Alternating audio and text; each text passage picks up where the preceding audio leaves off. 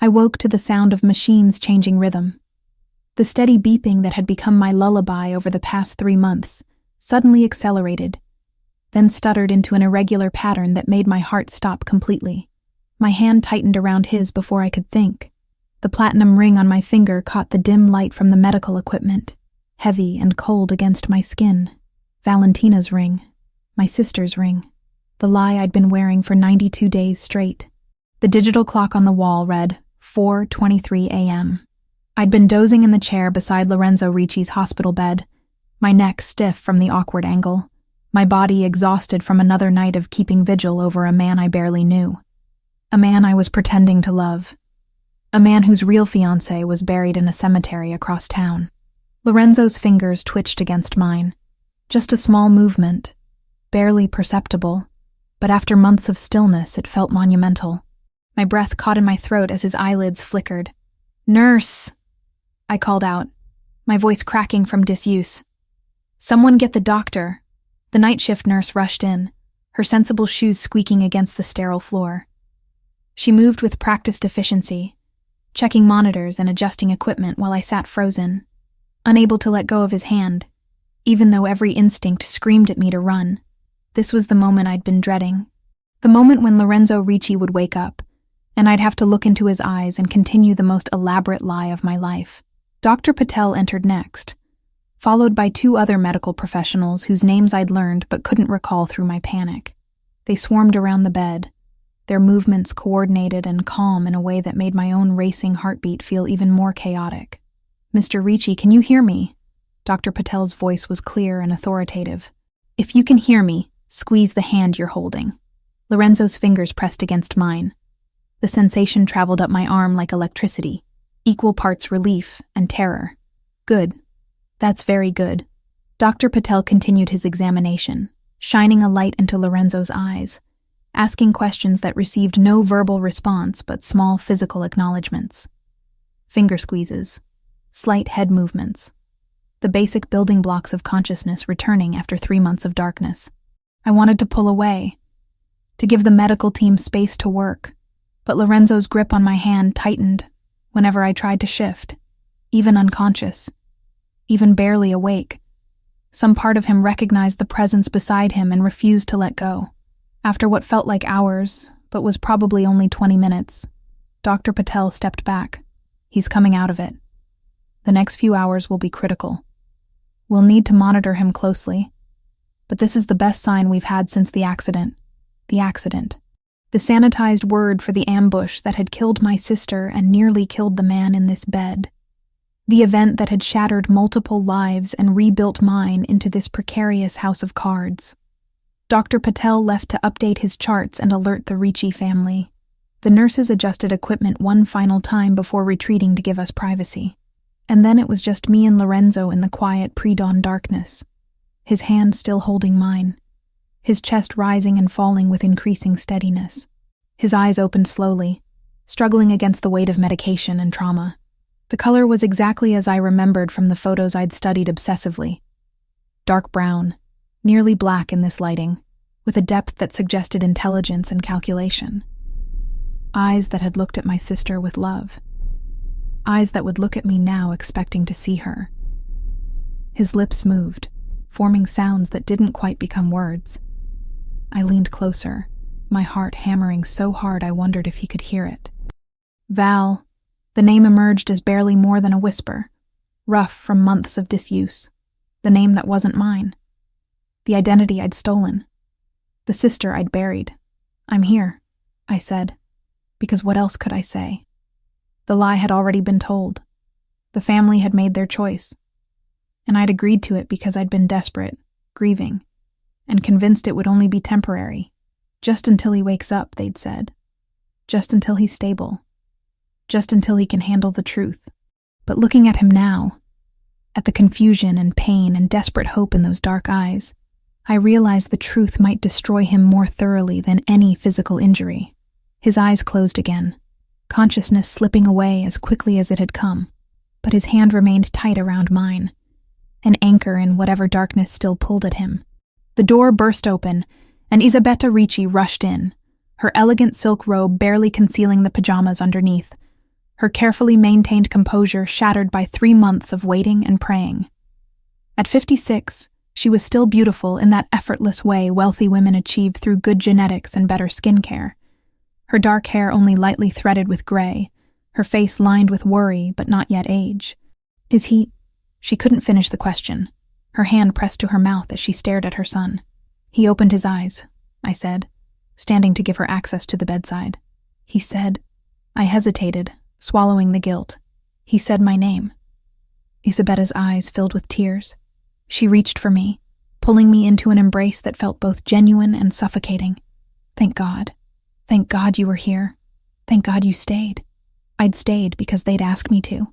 Because Valentina's body was barely cold when Isabetta had shown up at my tiny apartment with wet eyes and desperate hands, explaining that Lorenzo needed stability to survive, that the shock of losing his fiancée on top of his injuries might kill him, that I looked exactly like Valentina, and could I please just pretend for a little while, just until he's stronger, she'd said. Just until he can handle the truth, she'd said. Just this once, she'd said. But once had turned into days, then weeks, then months, and now here I stood, wearing my dead sister's ring and accepting congratulations for a vigil I'd kept under false pretenses. You saved him, Isabetta whispered against my hair. By being here, by giving him something to fight for, you saved my son. The words should have felt like absolution. Instead, they felt like a noose tightening around my neck.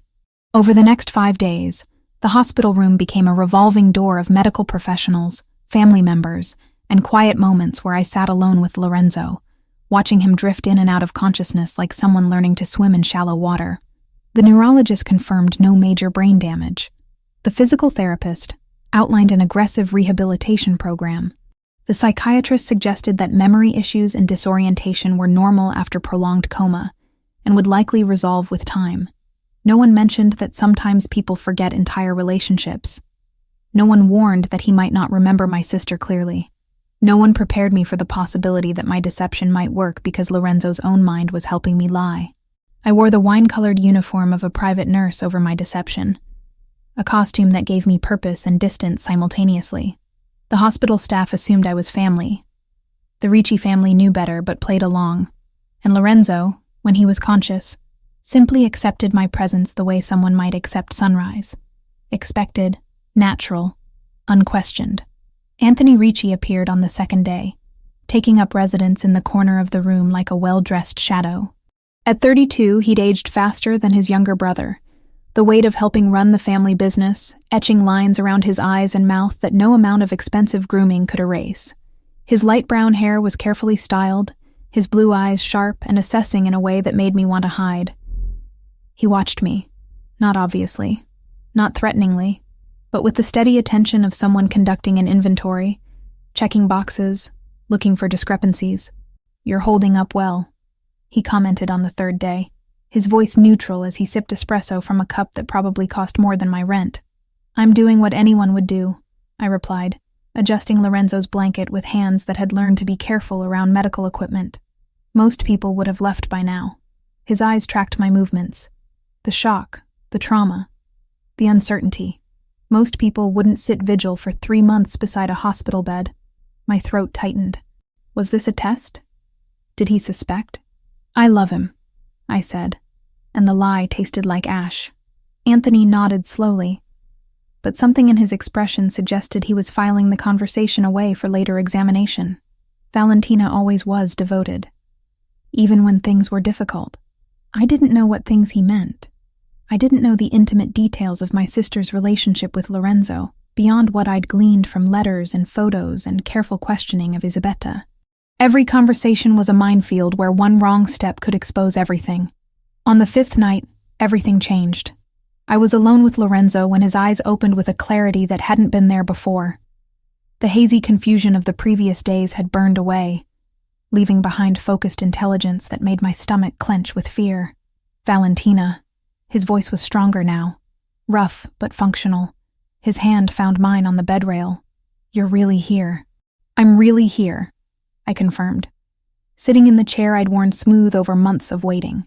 He studied my face with an intensity that felt like physical touch, his dark eyes moving over features that matched his memory. I'd been grateful, in a sick way, that Valentina and I had been identical twins. Different haircuts, different personalities, but the same face down to the placement of freckles and the curve of our lips.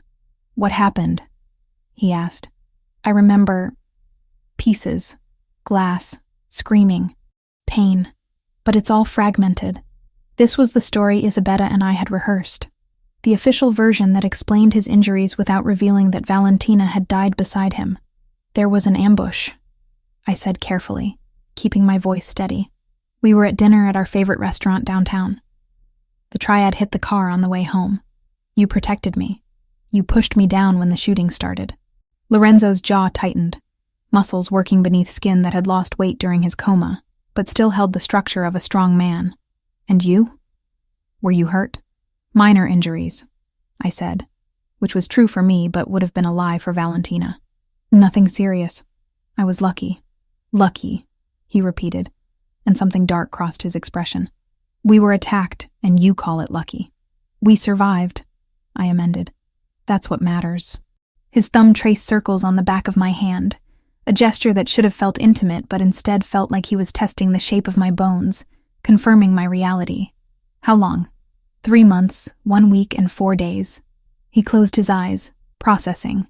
When he opened them again, there were tears gathering at the corners. "You stayed. Through all of it, you stayed. Where else would I be? Most people," he swallowed hard, "most people would have given up, would have assumed I wasn't coming back." My chest ached with guilt so profound it felt like drowning. This man was thanking me for a devotion that belonged to someone else, crediting me with a love I'd never earned. "You're worth waiting for," I said. And at least that part felt honest. Anyone who'd endured what he'd endured deserved someone's faith. We sat in silence for several minutes, his hand holding mine, both of us processing this new reality. Lorenzo was awake. The temporary deception I'd agreed to was about to become an active daily performance, and I had no idea how long I could maintain it before the weight of the lie crushed us both. "I need to tell the family," I said finally. "Your mother has been waiting to hear your voice." "Wait," his grip tightened. "Just give me a minute more. With you, before everyone else comes and it becomes chaos." So I stayed. And in that quiet moment before dawn fully broke, I memorized the feel of his hand around mine, the sound of his breathing, the way he looked at me like I was his entire world. Because soon, when he was stronger, when his memories were clearer, when the truth finally emerged, all of this would shatter, and I would be the one holding the pieces of something I'd helped destroy. On the 8th day after Lorenzo woke, Isabetta found me in the hallway outside his room. The private wing of the hospital was quiet, expensive, designed for families who could afford privacy alongside their suffering. She touched my shoulder gently, her fingers cold even through my uniform. "You're doing the right thing," she said quietly. "I know this is difficult. I know it's not what you signed up for. But Lorenzo needs this stability to recover properly." I looked at her, this elegant woman who'd orchestrated an elaborate deception to protect her son, and wondered if she understood the cost. What happens when he remembers? When his memory fully returns? Isabetta's expression flickered with something that might have been doubt before hardening back into resolve. By then he'll be strong. By then he'll be able to handle the truth. But right now, in this fragile state, the shock could set back his recovery by months. Or worse. "You're asking me to build a relationship on lies. I'm asking you to give my son time to heal." Her voice dropped to barely above a whisper. "Please, Lucia. For Valentina. Don't you think she'd want her sister to protect the man she loved?" That was the cruelest part of the manipulation. She was probably right. Valentina would have asked me to do exactly this. My sister had loved Lorenzo with a fierce completeness I'd envied from the safe distance of my own lonelier life. She would have moved mountains to protect him. So I was moving them for her. I nodded once, agreeing again to a deception that grew heavier with each passing day. Isabetta squeezed my shoulder in what I supposed was meant as comfort, then returned to her son's room where she could be the concerned mother without the burden of orchestrating lies. I stood alone in the hallway, the ring on my finger catching the harsh hospital lights, and wondered how far into the quicksand I could walk before I lost the ability to pull myself back out. 2 weeks after Lorenzo opened his eyes for the first time, the private medical wing of the Ricci mansion became his personal rehabilitation center. The family had spared no expense, converting an entire section of the East Wing into a state-of-the-art facility, complete with equipment that looked like it belonged in an Olympic training center rather than a private home. I watched from the doorway as Lorenzo attempted to lift a weight that probably weighed less than 5 pounds.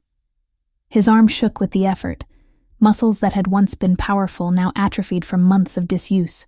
Sweat beaded on his forehead, despite the climate-controlled comfort of the room.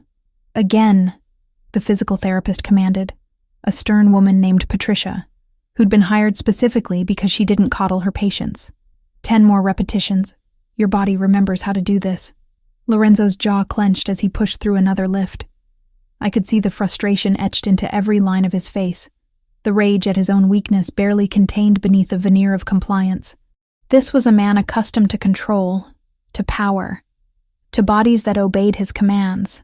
Being trapped in flesh that betrayed him at every turn was perhaps worse than the coma itself.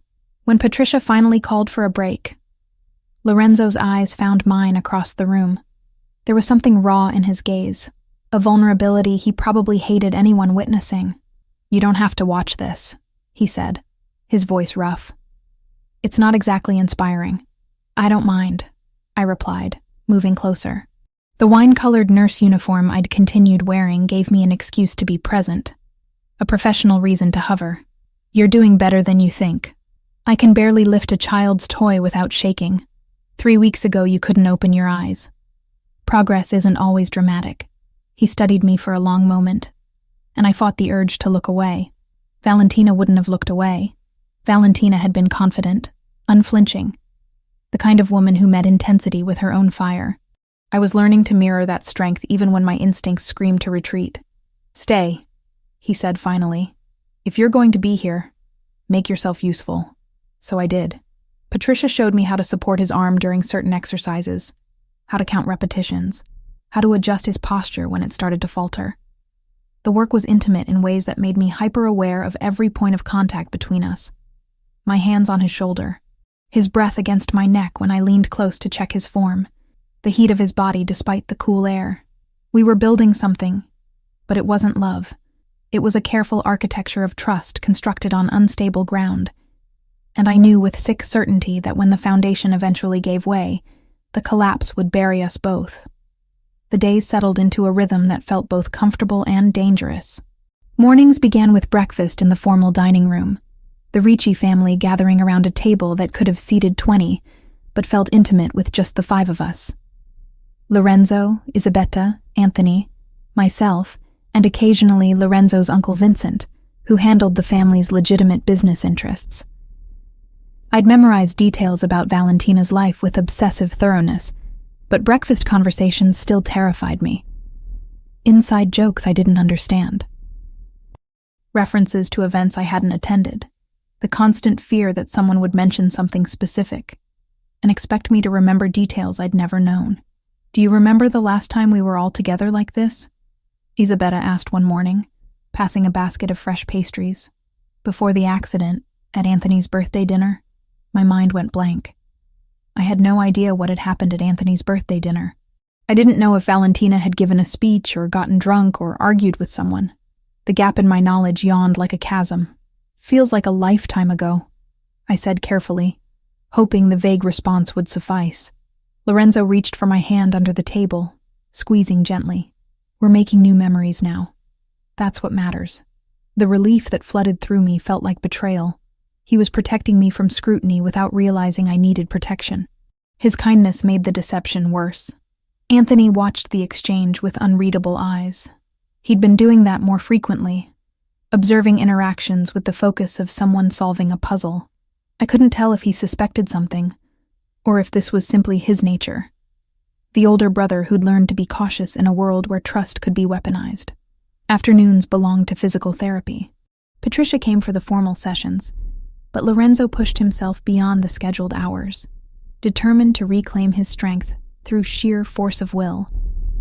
and I found myself staying long after Patricia left, helping with exercises that probably didn't require assistance, but gave me a reason to be close to him. During the third week, something in Lorenzo snapped. He'd been attempting to do push-ups, a modified version that Patricia had demonstrated, but his arms gave out halfway through the third repetition. He crashed to the mat with a grunt of frustration that rapidly escalated into rage. Before I could react, he was on his feet and punching the wall with his right hand, the impact echoing through the room like a gunshot. Once, twice, 3 times, each blow powered by fury at his own limitations. "Lorenzo, stop!" I grabbed his arm, trying to pull him back before he did serious damage. His knuckles were already bleeding, skin split over bone. He froze at my touch, chest heaving, eyes wild with something that looked dangerously close to despair. For a moment we stood there, his arm tense under my grip, both of us breathing hard. "Let me see," I said quietly, releasing him to examine the damage. His hand trembled as I turned it palm up, blood welling from multiple splits across his knuckles. I guided him to sit on the weight bench and retrieved the first aid kit I'd learned to keep stocked in the therapy room. Gauze, antiseptic, bandages, the supplies of damage control. He watched in silence as I cleaned the wounds with careful efficiency, dabbing away blood with gauze soaked in antiseptic. The alcohol must have stung, but he didn't flinch, didn't make a sound. His eyes tracked my movements with laser focus, cataloging the professional precision of my technique. "You're good at that," he observed. "Too good for someone who's never had medical training." My heart stuttered, but I kept my hands steady. "I learned after the accident. I wanted to be prepared in case..." I trailed off, letting implication fill the gap. "In case you got hurt again. In case I needed to help you." The lies were becoming easier to tell, which terrified me more than the awkward fumbling had. "Prepared," he repeated, and I couldn't tell if he believed me or was simply choosing to accept the explanation. "You've thought of everything." Someone had to. I wound clean gauze around his knuckles with practiced care, securing it with medical tape. "Your physical therapist would kill me if I let you damage yourself before she could push you properly." The corner of his mouth lifted in something that wasn't quite a smile. "My physical therapist is terrifying. She's effective. Same thing in her profession." He flexed his bandaged hand experimentally, testing the wrap. "Thank you for not lecturing me about the stupidity of punching walls." Would it have helped? No. Then why waste both our time? I began repacking the first aid kit, needing something to do with my hands that didn't involve touching him. The intimacy of treating his injury had left me feeling exposed, like I'd revealed something I couldn't name. "Valentina." His voice stopped me mid-motion. I turned to find him watching me with an expression I couldn't decipher. "I know this isn't what you signed up for. Taking care of an invalid, sitting through hours of pathetic attempts at physical therapy, watching me have breakdowns over things that should be simple. You could leave. You have my family's support, access to resources. No one would blame you for needing distance." The offer was genuine. I could hear it in his voice, see it in the careful way he held himself, as if bracing for rejection. And the cruelest part was that Lucia could have left, could have walked away from this elaborate deception and rebuilt her own quiet life. But Valentina, the woman he thought I was, would never abandon him. "I'm not going anywhere," I said, and meant it even though the promise bound me more tightly to the lie.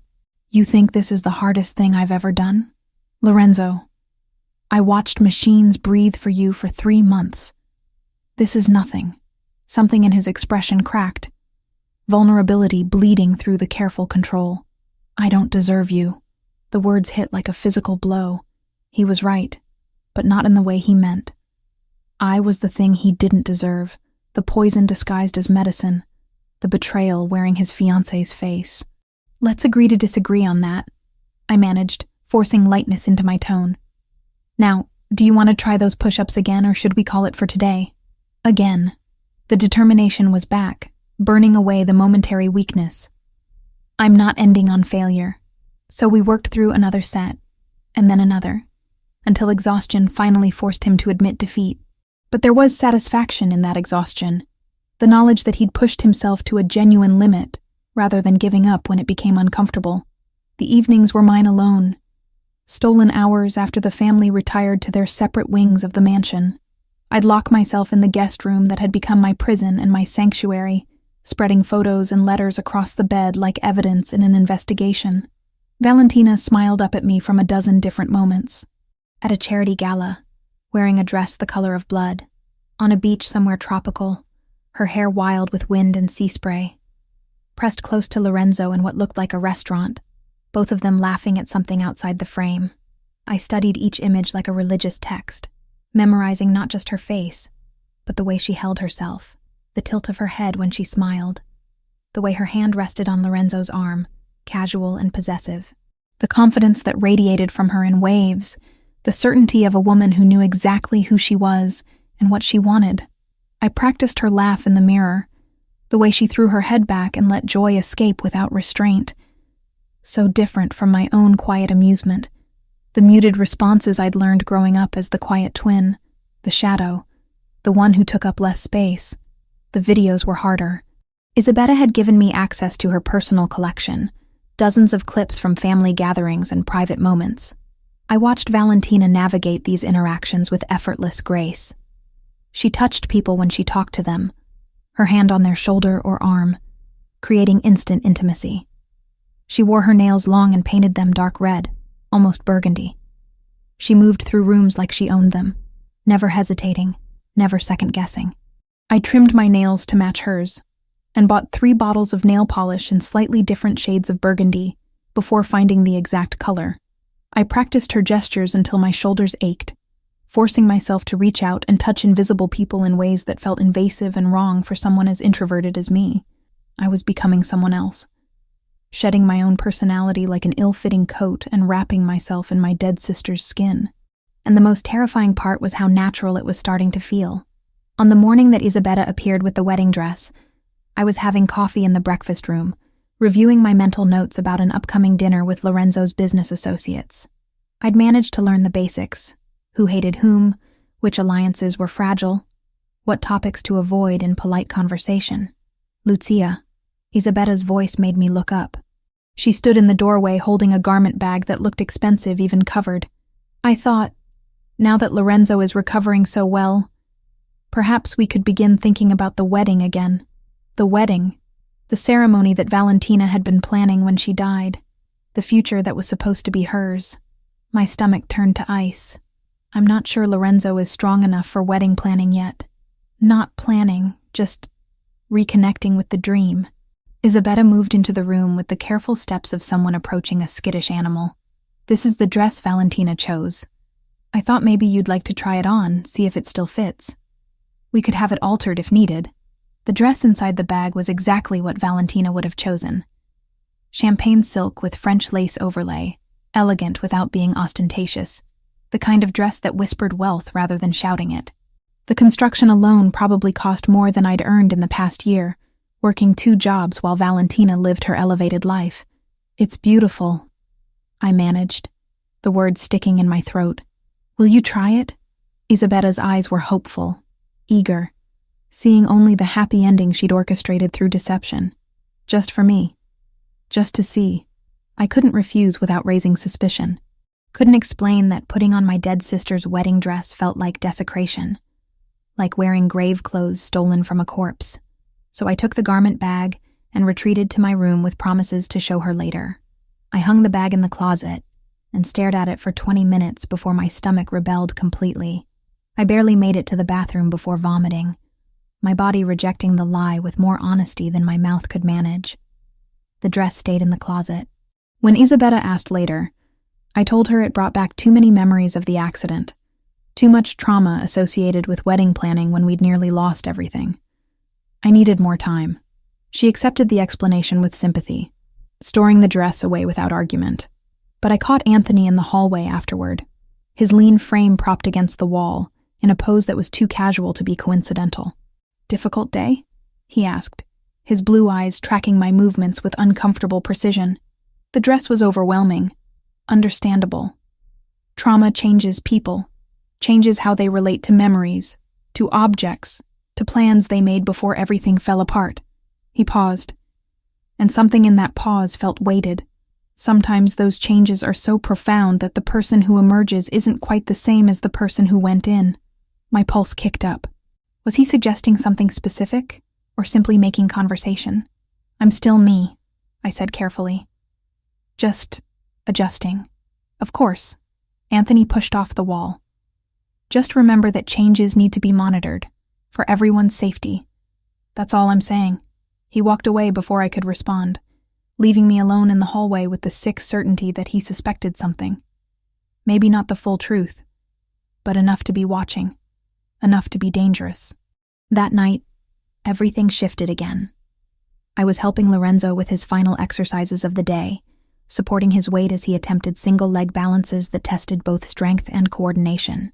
His hand gripped my shoulder for stability, his body pressed close enough that I could feel the heat of exertion radiating from his skin. "That's good," I said, as he held the position for a count of 10. Patricia would be impressed. Patricia is never impressed. I was but there was satisfaction in his voice, the pleasure of measurable progress. When he finally lowered his foot back to the ground, he didn't immediately release his grip on my shoulder. We stood there in the quiet therapy room, closer than necessary, his breathing still elevated from the exercise. Lucia. He rarely used my first name, usually opting for pet names or nothing at all. Hearing it now felt significant. "Can I ask you something?" "Of course." "Do I seem different to you?" "Since waking up?" The question caught me off guard. "Different how?" "I don't know. That's why I'm asking." His hand slid from my shoulder but didn't go far, settling at the curve of my waist instead. "The doctors say some memory issues are normal, that certain details might be hazy, but it feels like more than that sometimes. Like I'm seeing things with new eyes, and not sure if the newness is because of the coma, or because the things themselves have changed." My heart hammered against my ribs. "What kinds of things?" "You." His thumb traced a small circle against my hip through the fabric of my uniform. "The way you move. The way you talk. Small things that don't match my memories but could just be time distorting everything." This was dangerous territory. I needed to redirect before he started cataloging specific discrepancies. 3 months is a long time. We've both been through trauma. Maybe we're both different now. He considered this, his dark eyes searching my face for something I couldn't name. Maybe, or maybe I'm finally seeing clearly for the first time. Before I could process what that meant, he leaned in and pressed his lips to mine. The kiss was brief, tentative, a question rather than a statement. His mouth moved against mine with careful uncertainty, testing boundaries and reactions. I froze for a critical second, before remembering that Valentina would have kissed him back, would have met his uncertainty with confidence. So I responded, my lips parting slightly, one hand coming up to rest against his chest, where I could feel his heart beating as rapidly as my own. The kiss deepened fractionally before he pulled back, his expression unreadable in the dim lighting of the therapy room. "Sorry," he said, though he didn't look particularly sorry. I should have asked first. "You don't need permission to kiss your fiancé." The words came out steady despite the chaos in my chest. This was my first kiss with Lorenzo Ricci, but for him, it should have been one of hundreds, thousands, a familiar act rather than an exploration. It felt like I did. His hand was still on my waist, warm and grounding, like we're starting over somehow. Maybe we are. Maybe that's not a bad thing. He nodded slowly, processing. When his hand finally dropped and he stepped back, I saw calculation behind his eyes, thoughts moving in patterns I couldn't track. He was filing this moment away, adding it to whatever internal database he was building. Testing me, I realized. He'd been testing to see if the kiss felt right, if my responses matched his memories, if the woman standing in front of him was the same one he'd planned to marry. And I had no idea if I'd passed or failed. 6 weeks after Lorenzo opened his eyes in that hospital bed, he moved through the mansion's gym with a fluidity that seemed impossible for someone who'd spent 3 months in a coma. The doctors called it remarkable. Patricia called it stubborn determination overriding medical science. I called it terrifying. Because the stronger Lorenzo became physically, the sharper his mind grew. And a sharp mind was dangerous when it started noticing inconsistencies. "Your form is improving," I observed from my usual position near the weight bench. watching him complete a set of pull-ups that would have been impressive for anyone, let alone someone still technically in recovery. He dropped to the ground with barely a grunt, reaching for the towel I'd learned to keep ready. Muscle memory is a strange thing. My body remembers what to do even when my conscious mind doesn't. There was something weighted in that statement, an undercurrent I couldn't quite identify. Lorenzo had been making comments like that more frequently, observations about memory and recognition that felt like tests I didn't know how to study for. The mind heals slower than muscle, I offered, handing him a water bottle. Give it time. Time. He took a long drink, his eyes never leaving mine. Everyone keeps telling me to give things time. As if waiting long enough will make the pieces fit together the way they're supposed to. My stomach tightened, but I kept my expression neutral. Are the pieces not fitting? Some are. Some aren't. I can't tell yet if it's because the puzzle changed or because I'm trying to force the wrong pieces into place. Before I could formulate a response that didn't sound defensive, his phone buzzed with an incoming message. He glanced at the screen and his entire demeanor shifted, the introspective man disappearing behind the mask of a businessman with decisions to make. I have a meeting in an hour, he said, already moving toward the door. Russian suppliers. Anthony wants me present even though he's been handling them fine without me. Do you need anything? The question came automatically. Part of the role I'd been playing for so long it was becoming reflex. Just be there. He paused in the doorway. I like having you in the room during business discussions. You notice things. The comment should have pleased me. Instead, it sent ice through my veins. Noticing things was exactly what I couldn't afford for him to do. The meeting took place in Lorenzo's study, a wood-paneled room that smelled of leather and old money. Anthony was already there when I arrived, along with two men I recognized from previous gatherings. Vincent Ricci, Lorenzo's uncle who handled legitimate business operations, and a man whose name I'd learned was Joseph Bellini, some kind of financial advisor. The Russians arrived exactly on time, 3 men in dark suits who carried themselves with the careful posture of people accustomed to violence. Their leader, a broad-shouldered man with graying temples, introduced himself as Dmitry Volkov. I took my usual seat in the corner, the position Isabetta had told me Valentina always occupied during business meetings. Close enough to observe, far enough to appear decorative rather than participatory. The men settled around Lorenzo's desk, and the negotiation began. They spoke in English, mostly, their accents ranging from heavy to barely noticeable. The discussion centered on shipping routes and percentage splits, the kind of details that should have been boring but carried undertones of threat in every number proposed. Dimitri's second, a younger man with cold blue eyes, made a comment to his colleague in rapid Russian. Something about adjusting the percentages when the boss wasn't looking, skimming off the top. The kind of side conversation meant to be private, assumed to be safe because who in an Italian crime family would speak Russian? That would be unwise, I said, before I could stop myself, the words emerging in flawless Russian. Mr. Ricci has excellent accountants. The room went absolutely silent. Every head turned toward me. Dimitri's expression cycled through surprise, calculation, and something that might have been respect. His colleague looked like he'd swallowed glass, and Lorenzo's face was utterly unreadable, his dark eyes fixed on me with laser focus. You speak Russian, Dimitri said in English, his tone carefully neutral. My heart hammered so hard I was certain everyone could hear it. I'd just made a catastrophic mistake, revealed knowledge that Valentina hadn't possessed, exposed myself in front of witnesses who would remember. I've been learning, I said, keeping my voice steady through sheer force of will. After the attack, I thought it would be wise to understand what our international associates are saying.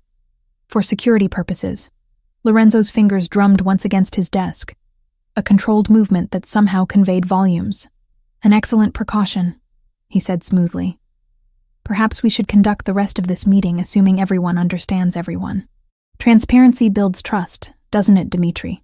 The Russian inclined his head, and the negotiation resumed with notably more careful language from all parties. But I felt Anthony's eyes on me throughout the rest of the meeting, watching, assessing, filing away this new piece of information into whatever mental database he was constructing. When the Russians finally left 90 minutes later, their deal agreed upon and hands shaken, I tried to slip out with them. Lorenzo's voice stopped me at the door. A moment, please. I turned back to find the study empty, except for Lorenzo and Anthony. The brothers stood near the desk, their body language eerily similar despite their different coloring. Both had their hands in their pockets. Both wore expressions of polite interest that didn't reach their eyes. "When did you learn Russian?" Lorenzo asked, his tone conversational, but his gaze sharp. "I've been studying for a few months. Online courses, mostly. I had a lot of time while you were—" I let the sentence trail off. The implication clear. "While you were in a coma, I had nothing to do but wait and prepare for threats." Valentina never mentioned an interest in languages before. This came from Anthony, his voice mild but pointed. "I never mentioned a lot of things." The response came out sharper than intended, defensive in a way that Valentina probably wouldn't have been. I softened my tone.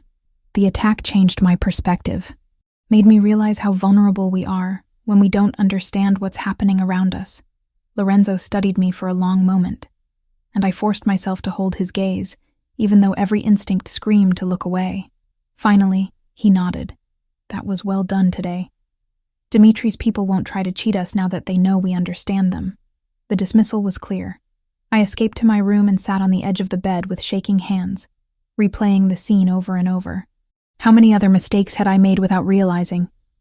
How many small discrepancies had Lorenzo and Anthony cataloged, building toward a conclusion I couldn't afford for them to reach? 2 days later, the family gathered for dinner in the formal dining room. It was a Thursday, which meant Isabella had asked the chef to prepare traditional Italian dishes, rather than the fusion cuisine she sometimes favored for more casual meals.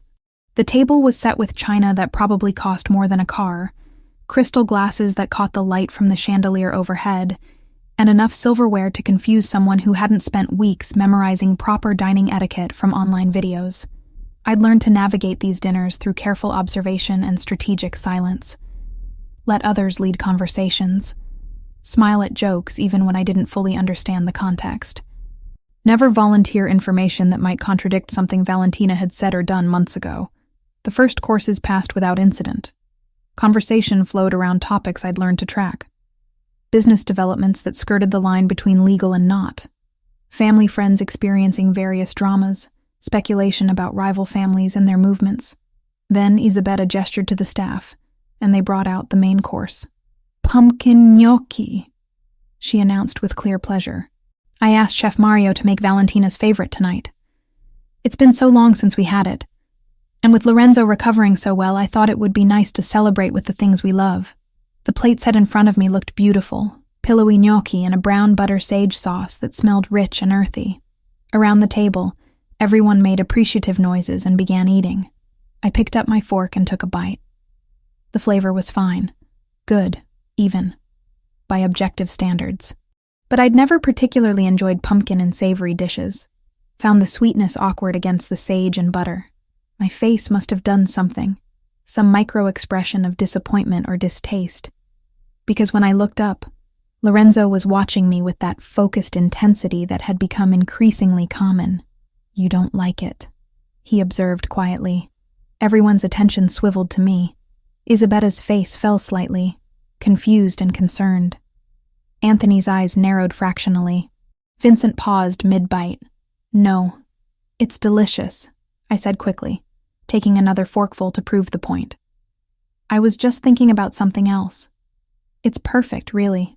You used to say this was your favorite dish." Lorenzo's voice was still quiet, but there was steel underneath the casual tone. "You'd request it for every birthday, every celebration. You'd eat it until you were sick." The bite of gnocchi turned to paste in my mouth. I swallowed with difficulty, scrambling for an explanation that would make sense. "Tastes change," I managed. "After the accident, after everything, I guess my preferences shifted. Trauma does that sometimes." The excuse was wearing thin. I could see it in the way Lorenzo's jaw tightened, the way Anthony set down his fork with deliberate care. How many times could I blame the accident for being a different person before they stopped accepting the explanation? "Of course," Isabella said, rushing to fill the uncomfortable silence. "That makes perfect sense. Our bodies and minds process trauma in unexpected ways. Would you like Chef Mario to prepare something else?" "No, this is fine, really." I forced myself to eat more, to clean my plate like someone who was simply being polite, rather than someone choking down evidence of her own deception. The rest of dinner passed in stilted conversation that everyone pretended was normal, but the damage was done. Another crack in the facade. Another reason for Lorenzo to question whether the woman sitting across from him was the same one he'd planned to marry.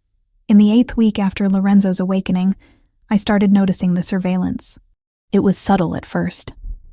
A black SUV parked across from the cafe where I'd stopped for coffee. The same vehicle idling near the boutique where I'd gone to pick up alterations on one of Valentina's dresses that didn't quite fit my slightly different proportions. A glimpse of it in my rearview mirror on the drive back to the mansion. By the 3rd sighting, I was certain. Someone was following me. My first thought was the Triad.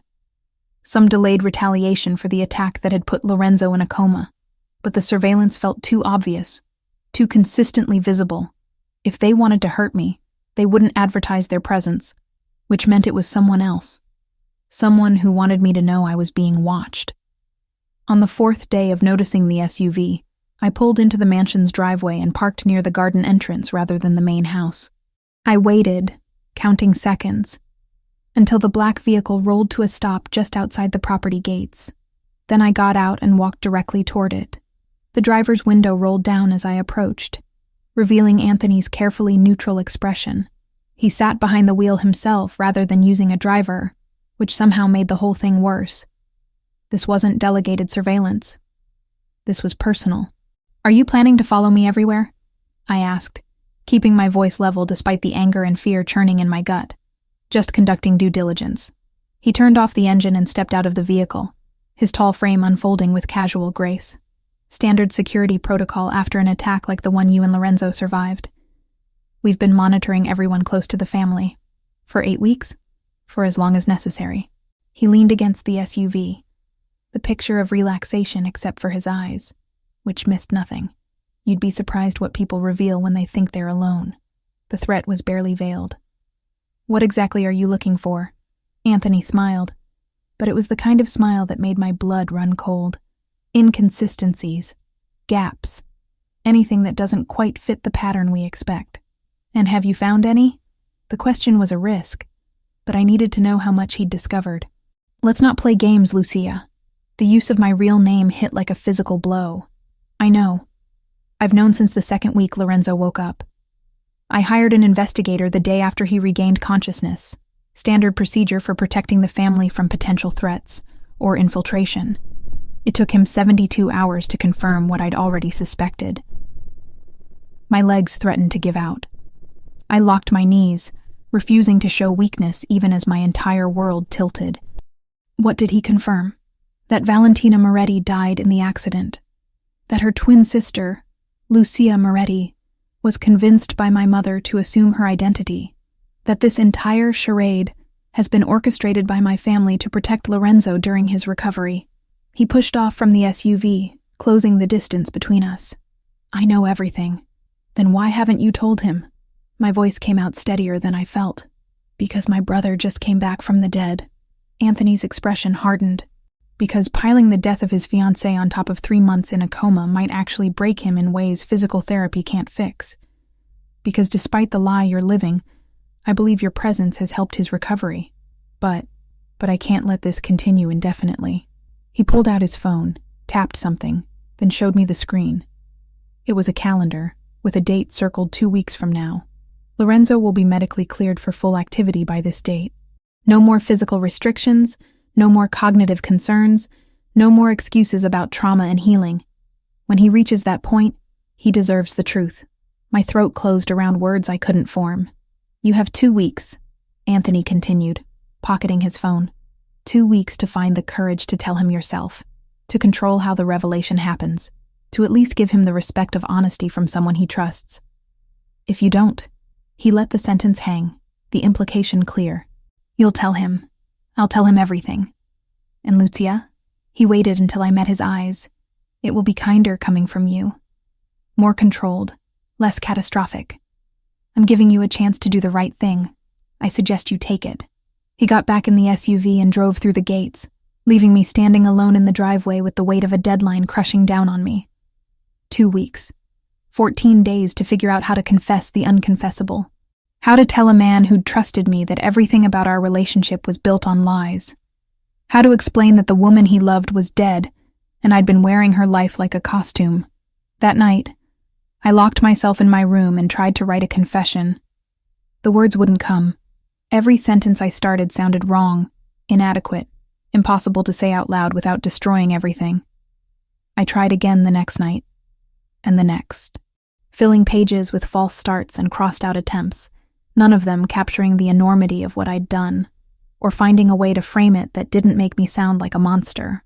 During the day, I continued the performance, sitting through meals with the family, helping Lorenzo with exercises he barely needed assistance with anymore, playing the role of devoted fiancé to a man who was starting to look at me like I was a puzzle he was very close to solving. Because Lorenzo was watching me now with the full force of his considerable intelligence. Every gesture I made, every word I chose, every reaction to familiar situations was catalogued and analyzed. I could see him building his case, assembling evidence toward a conclusion I couldn't let him reach on his own. The deadline Anthony had given me ticked down like a bomb. 12 days. 10 days. 8 days. And still, I hadn't found the words that would end this without destroying him. In the 9th week after his awakening, during an evening where we sat together in the library reviewing business reports he'd asked me to help with, Lorenzo closed the folder in front of him and turned to face me fully. "You're afraid of something," he said without preamble. "I've been watching you, and there's fear in everything you do. The way you hesitate before answering questions. The way you study me when you think I'm not looking. Like you're waiting for something terrible to happen." My heart stopped. The attack left scars. Invisible ones, but they're there. This isn't trauma from the attack. This is something else. He reached out and took my hand, his grip gentle but inescapable. "Talk to me. Whatever it is, we can handle it together. But I can't help if you won't let me in." The irony was devastating. He was offering support for the very deception I was perpetrating against him, promising to help me through a crisis that he was the center of. "It's complicated," I whispered, because that at least was true. "Then uncomplicate it. We have time." But we didn't. The clock was running out, and when it hit 0, everything I'd built with lies would come crashing down around both of us. 10 weeks after Lorenzo opened his eyes in that hospital bed, Anthony found me in the garden at dusk. The air smelled of jasmine and the expensive fertilizer the groundskeepers used on the roses. I'd been sitting on a stone bench for over an hour, trying to gather courage I didn't possess. "He knows," Anthony said without preamble, settling beside me with the controlled movements of someone delivering bad news. "I told him 3 days ago." My entire body went cold. "What?" "Lorenzo came to me with plans to take you to the apartment tomorrow. The one he shared with Valentina. He was setting up an elaborate test, something designed to catch you in undeniable proof of the deception." Anthony's blue eyes held no sympathy, only pragmatic assessment. I couldn't let him find out that way. Not in a moment designed for maximum pain. So I told him first. "You said I had 2 weeks. The accusation came out broken, strangled. I said you had until he was medically cleared. But when I saw what he was planning, I made a judgment call." He stood, brushing invisible dust from his trousers. "He's still taking you to the apartment tomorrow. He wants to hear it from you. Wants to see if you'll keep lying even when he's giving you the chance to confess. Consider it a final mercy." He walked away, leaving me alone with the jasmine and the certainty that tomorrow would destroy everything. I didn't sleep that night, couldn't eat breakfast the next morning. My hands shook so badly I had to clasp them together to hide the trembling when Lorenzo appeared in the doorway of my room at 10 o'clock. "Ready?" he asked, his voice perfectly neutral. His dark eyes revealed nothing. No anger or pain or accusation, just carefully controlled emptiness.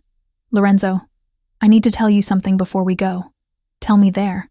He turned without waiting for my response, assuming I would follow. And I did. Because what choice did I have? The confession would happen regardless.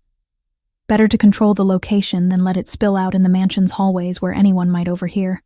The drive into Manhattan took 40 minutes through morning traffic. Lorenzo drove himself, something he'd only recently been cleared to do, handling the expensive car with the same controlled precision he applied to everything. We didn't speak. The silence stretched between us like a living thing, heavy with everything unsaid. The apartment building was exactly what I had expected. Luxury high-rise in a neighborhood where the monthly maintenance fees probably exceeded my annual income from before all this started. The doorman greeted Lorenzo by name, with the kind of deference reserved for residents who tipped well and commanded respect. The elevator ride to the 15th floor felt eternal. I watched the numbers climb, each floor bringing us closer to the moment when everything would shatter. Lorenzo stood beside me with his hands in his pockets, close enough that I could smell his cologne, the same scent I'd grown accustomed to over months of proximity. Cedar and something darker, more complex. A smell I'd probably always associate with this particular kind of dread. The apartment door swung open on silence. Floor-to-ceiling windows dominated the far wall, offering views of the city that would be stunning if I had any capacity to appreciate them.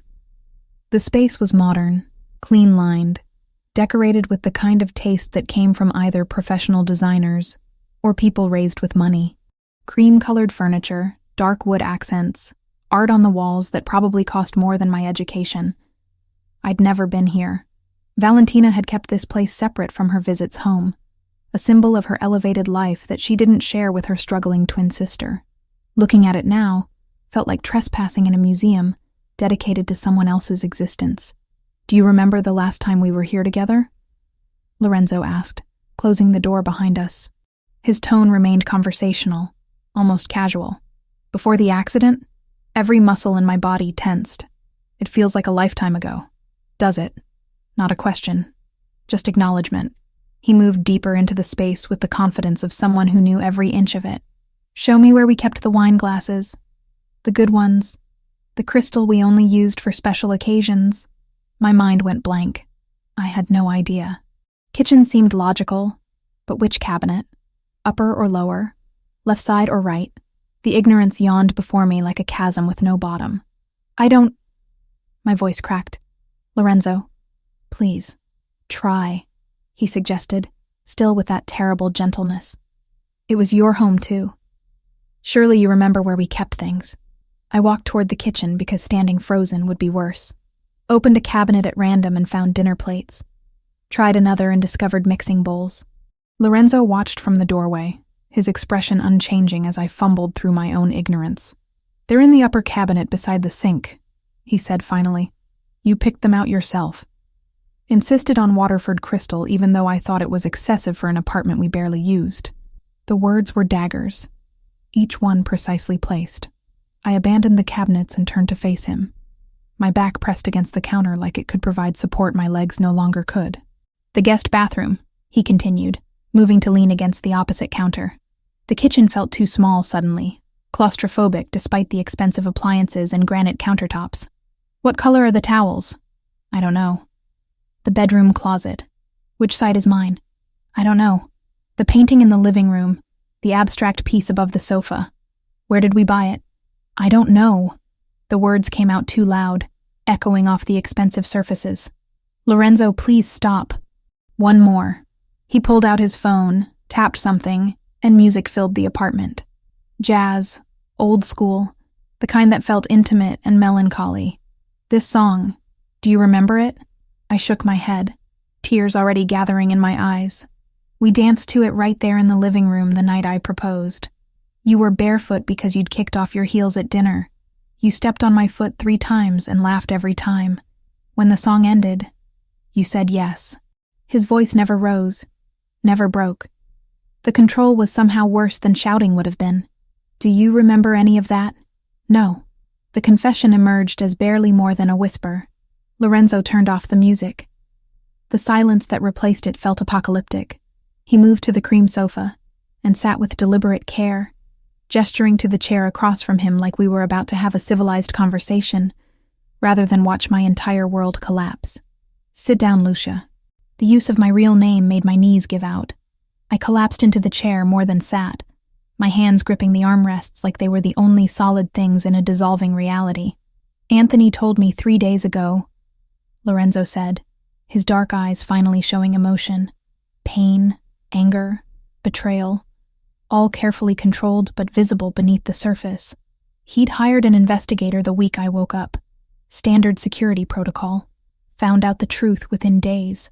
But he kept it quiet because he was trying to protect me. Give me time to heal before hitting me with more trauma. Lorenzo, let me finish. The command was quiet but absolute. 3 days ago, Anthony came to me because he realized I was planning this exact scenario, bringing you here to prove what I'd already started to suspect. He decided it would be less cruel to prepare me first, to give me time to process before confronting you. So I've known for 3 days that my fiancé died in the accident, that her twin sister has been impersonating her for months, that my entire family conspired to lie to me about the most fundamental truth of my life. Each sentence hit like a physical blow. I doubled over in the chair, sobs tearing from my chest before I could stop them. I'm sorry. I'm so sorry. I never meant, tell me everything. His voice cut through my breakdown with surgical precision. No more lies. No more half-truths. Everything. So I did. Through tears and gasping breaths, I confessed it all. How Isabella had come to me 2 weeks after the accident, when Valentina's body was barely buried. How she'd explained that Lorenzo needed stability to survive, that the shock might kill him or set back his recovery permanently. How she'd convinced me it would be temporary, just until he woke up, just until he could handle the truth. I told him about studying photos and videos until my eyes burned, about practicing Valentina's laugh and gestures and the way she moved through rooms, about the terror of every meal, every conversation, every moment when someone might reference something I didn't know, about the wedding dress I couldn't bring myself to try on, about falling asleep each night, drowning in guilt. I never wanted to hurt you. I finished, my voice wrecked from crying. I thought it would be days, maybe a week or 2. I never imagined it would go on this long. Never thought I'd end up caring about you while wearing my dead sister's face. Lorenzo sat motionless throughout the entire confession, his expression carved from stone. When I finally fell silent, he didn't speak immediately. The pause stretched until I wanted to scream just to break it. Valentina died in my arms, he said eventually. I remember it now, every detail. The way the light left her eyes, the exact moment when I knew she was gone. And then I woke up months later to find her sister sitting beside my bed, wearing her ring, letting me believe in a miracle that never happened. I'm sorry. Stop apologizing. He stood abruptly, pacing to the windows and staring out at the city below. Apologies don't fix this. They don't undo months of deception. They don't bring back the woman I loved or restore the trust you all decided I didn't deserve to have. You're right.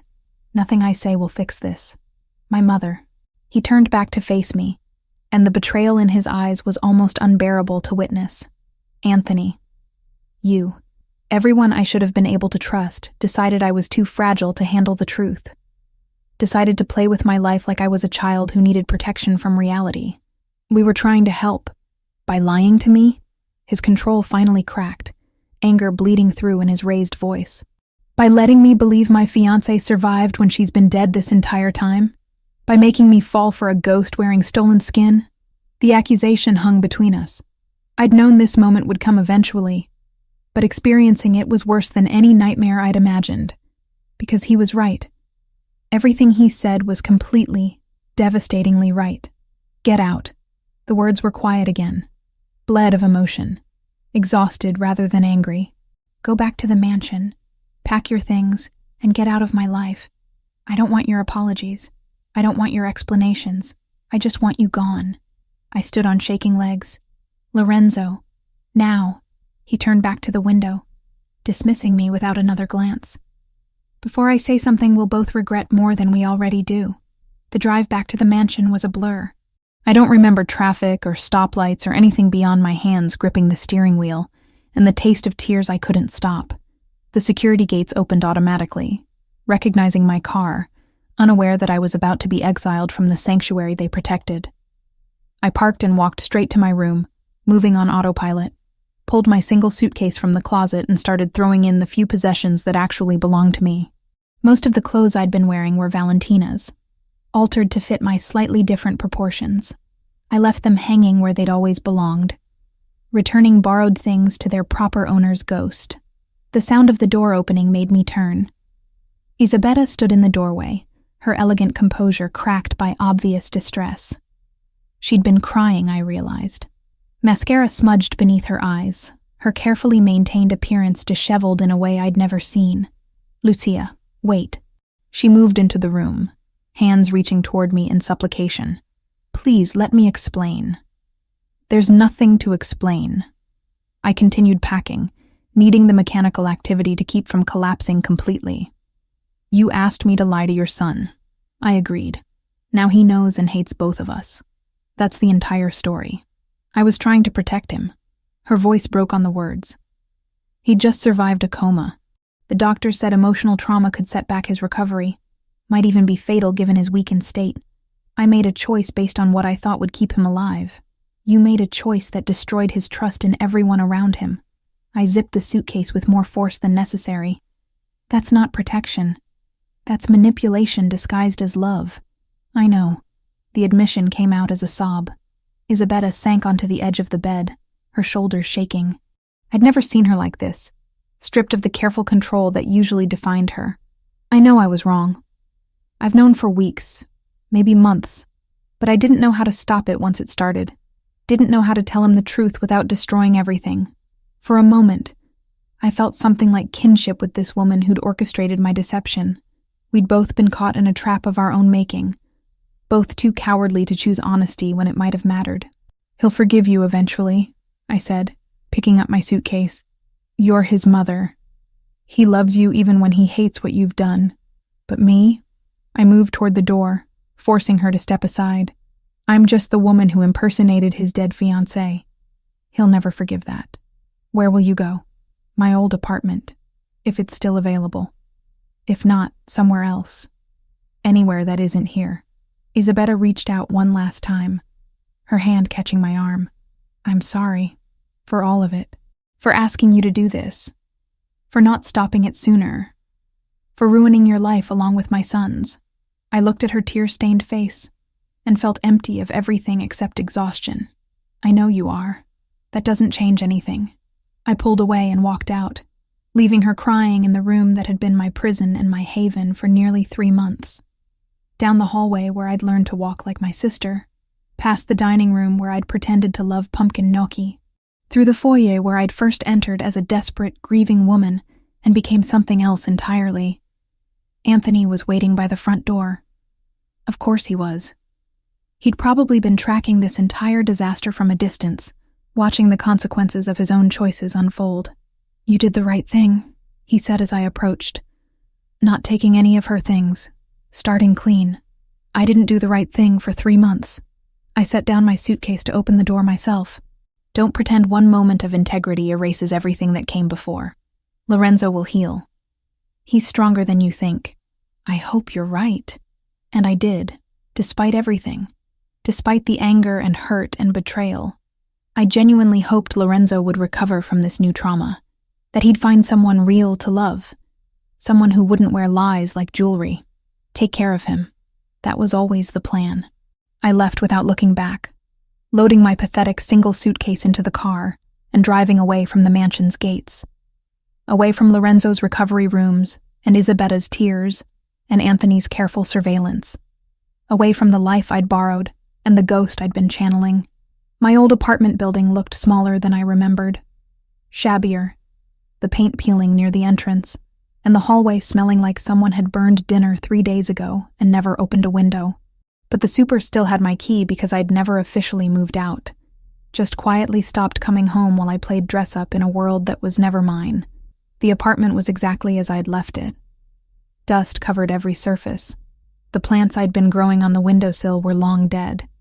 Mail had piled up behind the door where the super had been shoving it through the slot. Bills and advertisements and catalogs addressed to Lucia Moretti, proof that this person still existed even when I'd been pretending to be someone else. I dropped my suitcase just inside the door and collapsed onto the old sofa that had been here when I moved in, too heavy for the previous tenant to bother removing. And then I cried, not the pretty, delicate tears from movies. ugly, gasping sobs that tore from my chest and left me shaking. I cried for Valentina, dead for months while I paraded around in her identity. Cried for Lorenzo, who'd woken from a coma to a carefully constructed lie. Cried for myself, for the person I'd been before agreeing to this deception, and would never be again. 3 days passed in a haze. I didn't eat, barely drank water, just moved between the sofa and the bed, sleeping in fragments and waking to the crushing weight of what I'd done. My phone buzzed constantly with messages I didn't read, calls I didn't answer. Probably Isabetta, possibly Anthony. Not Lorenzo. Never Lorenzo. On the 4th morning, I finally forced myself upright. Showered for the first time since leaving the mansion. Made coffee that tasted like ash but at least contained caffeine. Looked at my reflection and saw a stranger. Not Valentina anymore, but not quite Lucia either. Someone caught between identities, belonging nowhere. I'd destroyed my own life along with Lorenzo's. That was the truth I had to live with now. The cost of playing guardian to someone who never asked for my protection. Of accepting Isabetta's desperate bargain. Of being too weak to confess before Anthony forced the issue. There was no going back. No way to undo the months of deception or restore the trust I'd helped destroy. I could only move forward into whatever future existed beyond this wreckage, carrying the weight of what I'd done like a scar that would never fully heal. Outside my window, the city continued its indifferent rhythm. People going to work, living their lives, completely unaware that mine had just ended in every way that mattered.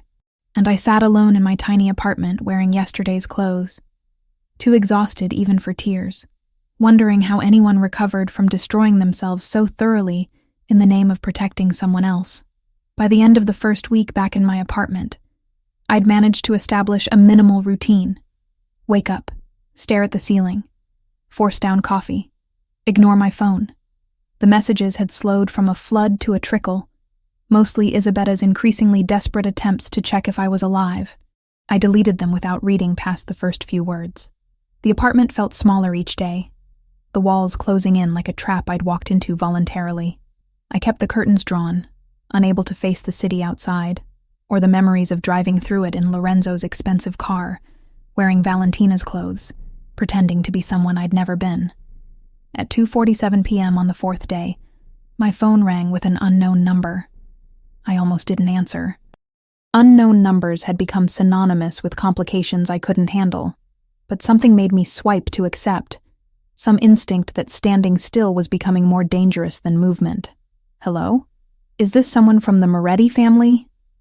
The voice was male, accented with Mandarin inflections that turned certain syllables sharp and clipped. My entire body went cold. Who is this? A low chuckle came through the line, humorous in a way that made my skin crawl. That's not important. What matters is that we've been watching the Ricci mansion very carefully for weeks now. An informant inside their organization reported something interesting.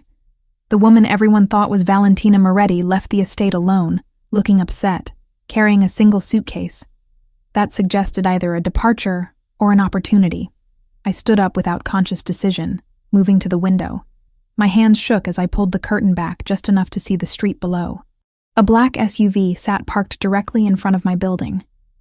Even from 3 floors up, I could see 2 men in dark suits standing beside it, looking up at my exact window.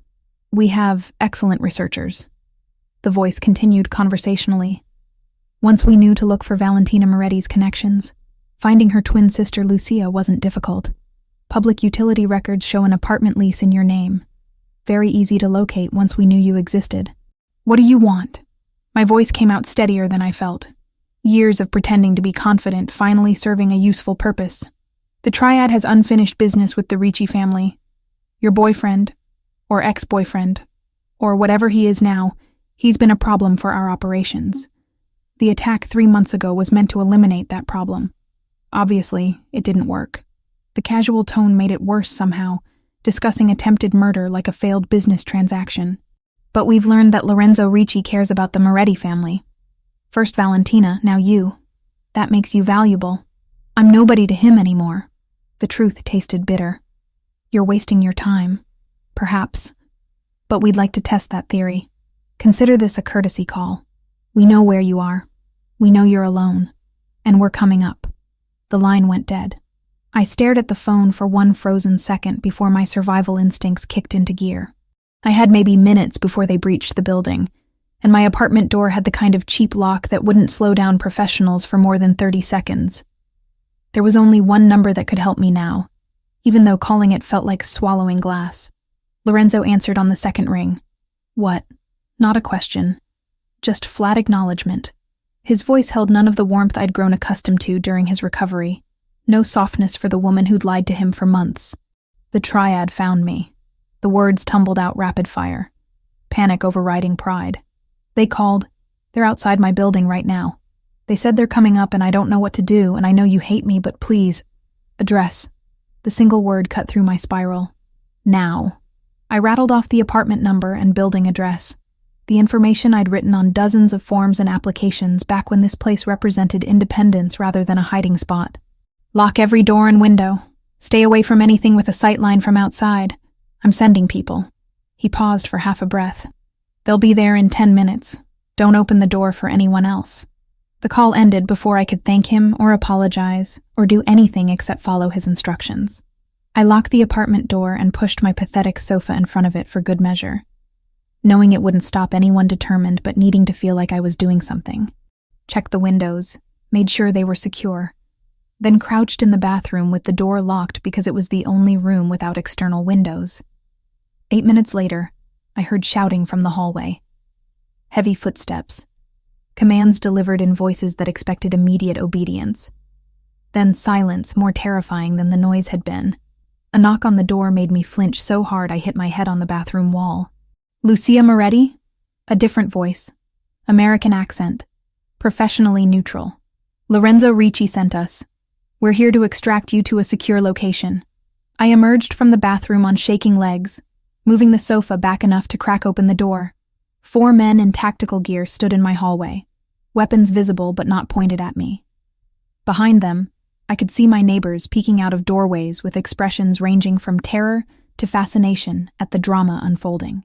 Where are the men from the SUV? I asked, not moving from the relative safety of my doorway.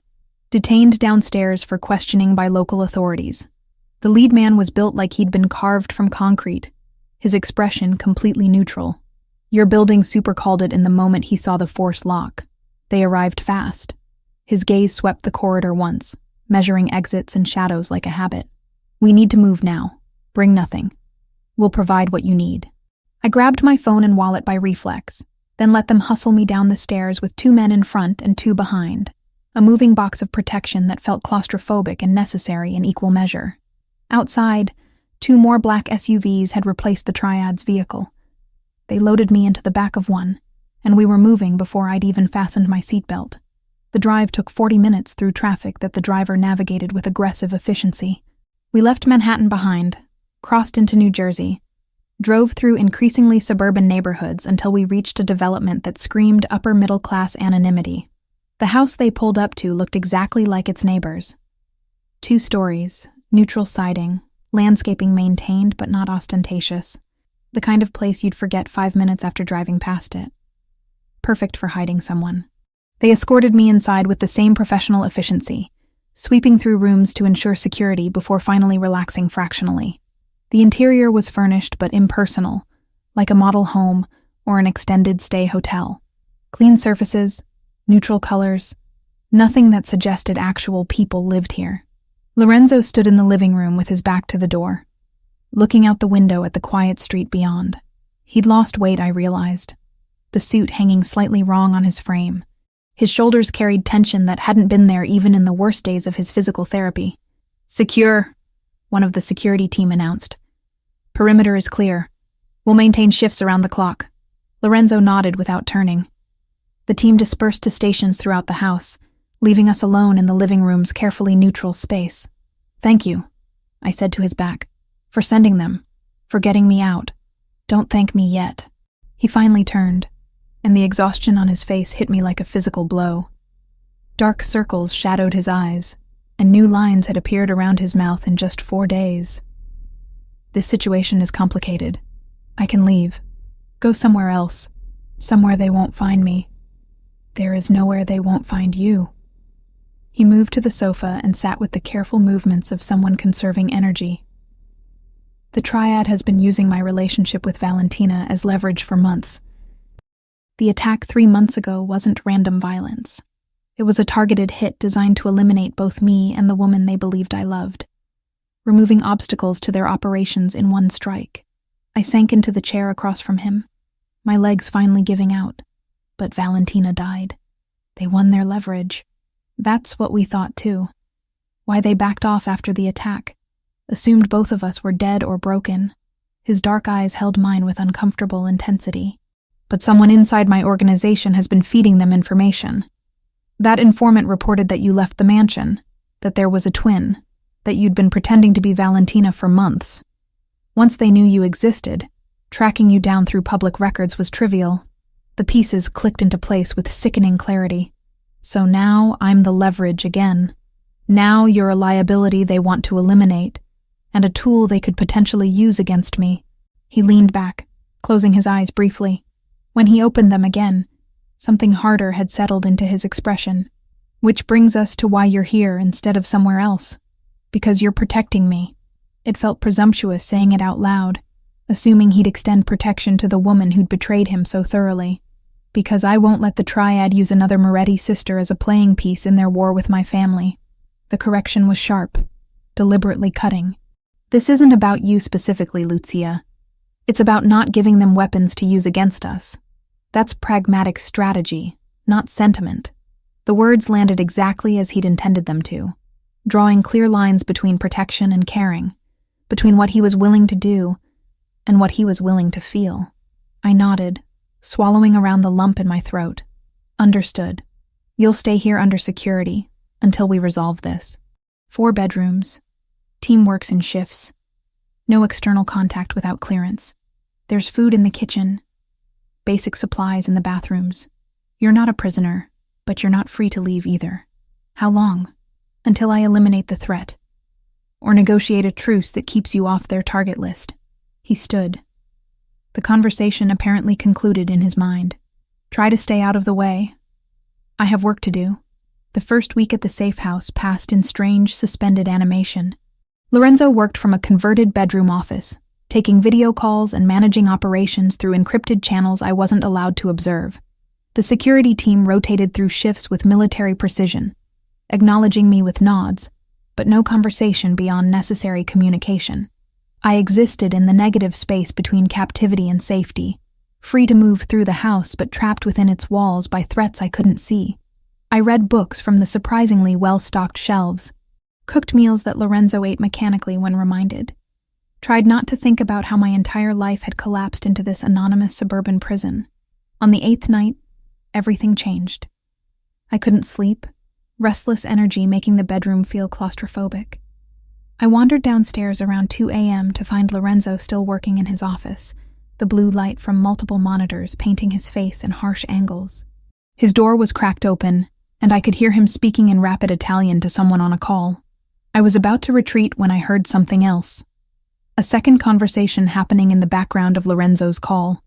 Voices speaking what I initially thought was Italian, but resolved into Mandarin Chinese as I focused. My college degree had been in comparative literature with a focus on Asian languages. I'd loved it. Spent 4 years immersed in Chinese literature and culture before dropping out to help Valentina when her life had imploded. The language came back like muscle memory as I listened to the background conversation bleeding through Lorenzo's call. They were speaking in code, but it was cultural code. References to classical Chinese literature that would sound like nonsense to anyone who hadn't studied it extensively. The general prepares his horses at dawn wasn't about animals. It was a reference to a famous military strategy poem about surprise attacks at first light. They were planning something for dawn, something involving the Ricci family's operations. I knocked on the office door frame. Lorenzo's head snapped up, irritation flashing across his face at the interruption. He held up a finger, finishing his call before addressing me. It's the middle of the night. That conversation your contact was having in the background, the Mandarin one. I moved into the office despite not being invited. They're planning an attack. Tomorrow at dawn. On your warehouse, I think, based on the reference to storing grain during winter. Lorenzo stared at me for 3 full seconds. You speak Mandarin. I studied Chinese literature in college. That wasn't casual conversation. It was coded military strategy hidden in classical references. The words tumbled out rushed as I tried to explain. The phrase about preparing horses at dawn, it's from Sun Tzu's commentaries. It means early morning attack. And the winter grain storage is probably literal, your actual warehouse where you store shipments.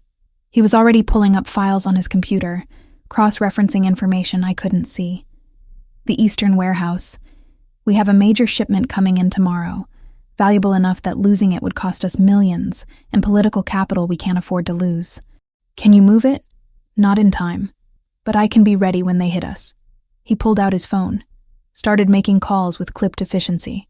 Anthony, we have credible intelligence about an attack on the Eastern facility. Dawn tomorrow. I need everyone available there in defensive positions by 5 a.m. I backed out of the office, letting him coordinate the response. My part was done. The small contribution I could make toward mitigating the chaos I'd helped create by existing. At dawn, Lorenzo left with half the security team, leaving me under guard with the remainder. The house felt emptier with him gone, more obviously a cage despite the comfortable furnishings. I spent the morning unable to focus on anything, jumping at every sound, wondering if my information had been accurate, or if I'd sent Lorenzo into danger based on half-remembered college courses. He returned at 2 p.m., exhausted, but satisfied. Blood spattered his shirt cuff, but he moved without favoring any injuries, so I assumed it wasn't his. Your intelligence was perfect, he said, accepting the coffee I'd made without being asked. They hit the warehouse at dawn exactly as you predicted. We were waiting. Took them completely by surprise. Anyone hurt? 2 of theirs dead, several injured. We captured 2 of their mid-level people alive, lieutenants who were directing the operation. He drank the coffee in long gulps, needing the caffeine. That gives us leverage for negotiation. Over the next 3 days, Lorenzo orchestrated a truce with cold-blooded precision. The captured lieutenants became bargaining chips in video negotiations I was allowed to observe from just outside the frame. The Triad leadership wanted their people back. Lorenzo wanted guaranteed safety for anyone connected to the Ricci family, including by extension the Moretti sisters. The final video call happened on the 4th day after the warehouse attack. Lorenzo set up his laptop in the living room, positioning himself in the frame with professional precision. Then he gestured for me to join him. Stand here, he instructed, indicating a spot just to his left, close enough to be clearly visible, but slightly behind him, in a position that suggested both protection and ownership. The call connected to show 3 men in an elegant office somewhere I didn't recognize. The one in the center was clearly the leader, older than the others with silver threading his dark hair and eyes that missed nothing. Mr. Ricci, the man said with perfect English and minimal accent, you have something that belongs to us, and you've been trying to take something that belongs to me. Lorenzo's voice carried absolute authority, the tone of someone accustomed to commanding rather than requesting. I'm prepared to return your lieutenants unharmed in exchange for guaranteed cessation of all hostilities toward anyone connected to my family. Connected is a broad term. Then let me be specific. Lorenzo gestured toward me without looking away from the screen. This is Lucia Moretti. She's under my permanent protection. Any action taken against her or her family will be considered an act of war against the Ricci organization. Is that clear enough? The Triad leader's eyes moved to me, assessing and cataloging. The replacement sister. I'd heard rumors you'd been foolish enough to fall for her lies. What I fell for doesn't concern you. What concerns you is that touching her means war. A smile that held no warmth. You replace one Moretti sister with another like they're interchangeable parts. Very pragmatic, Mr. Ricci. I can respect that.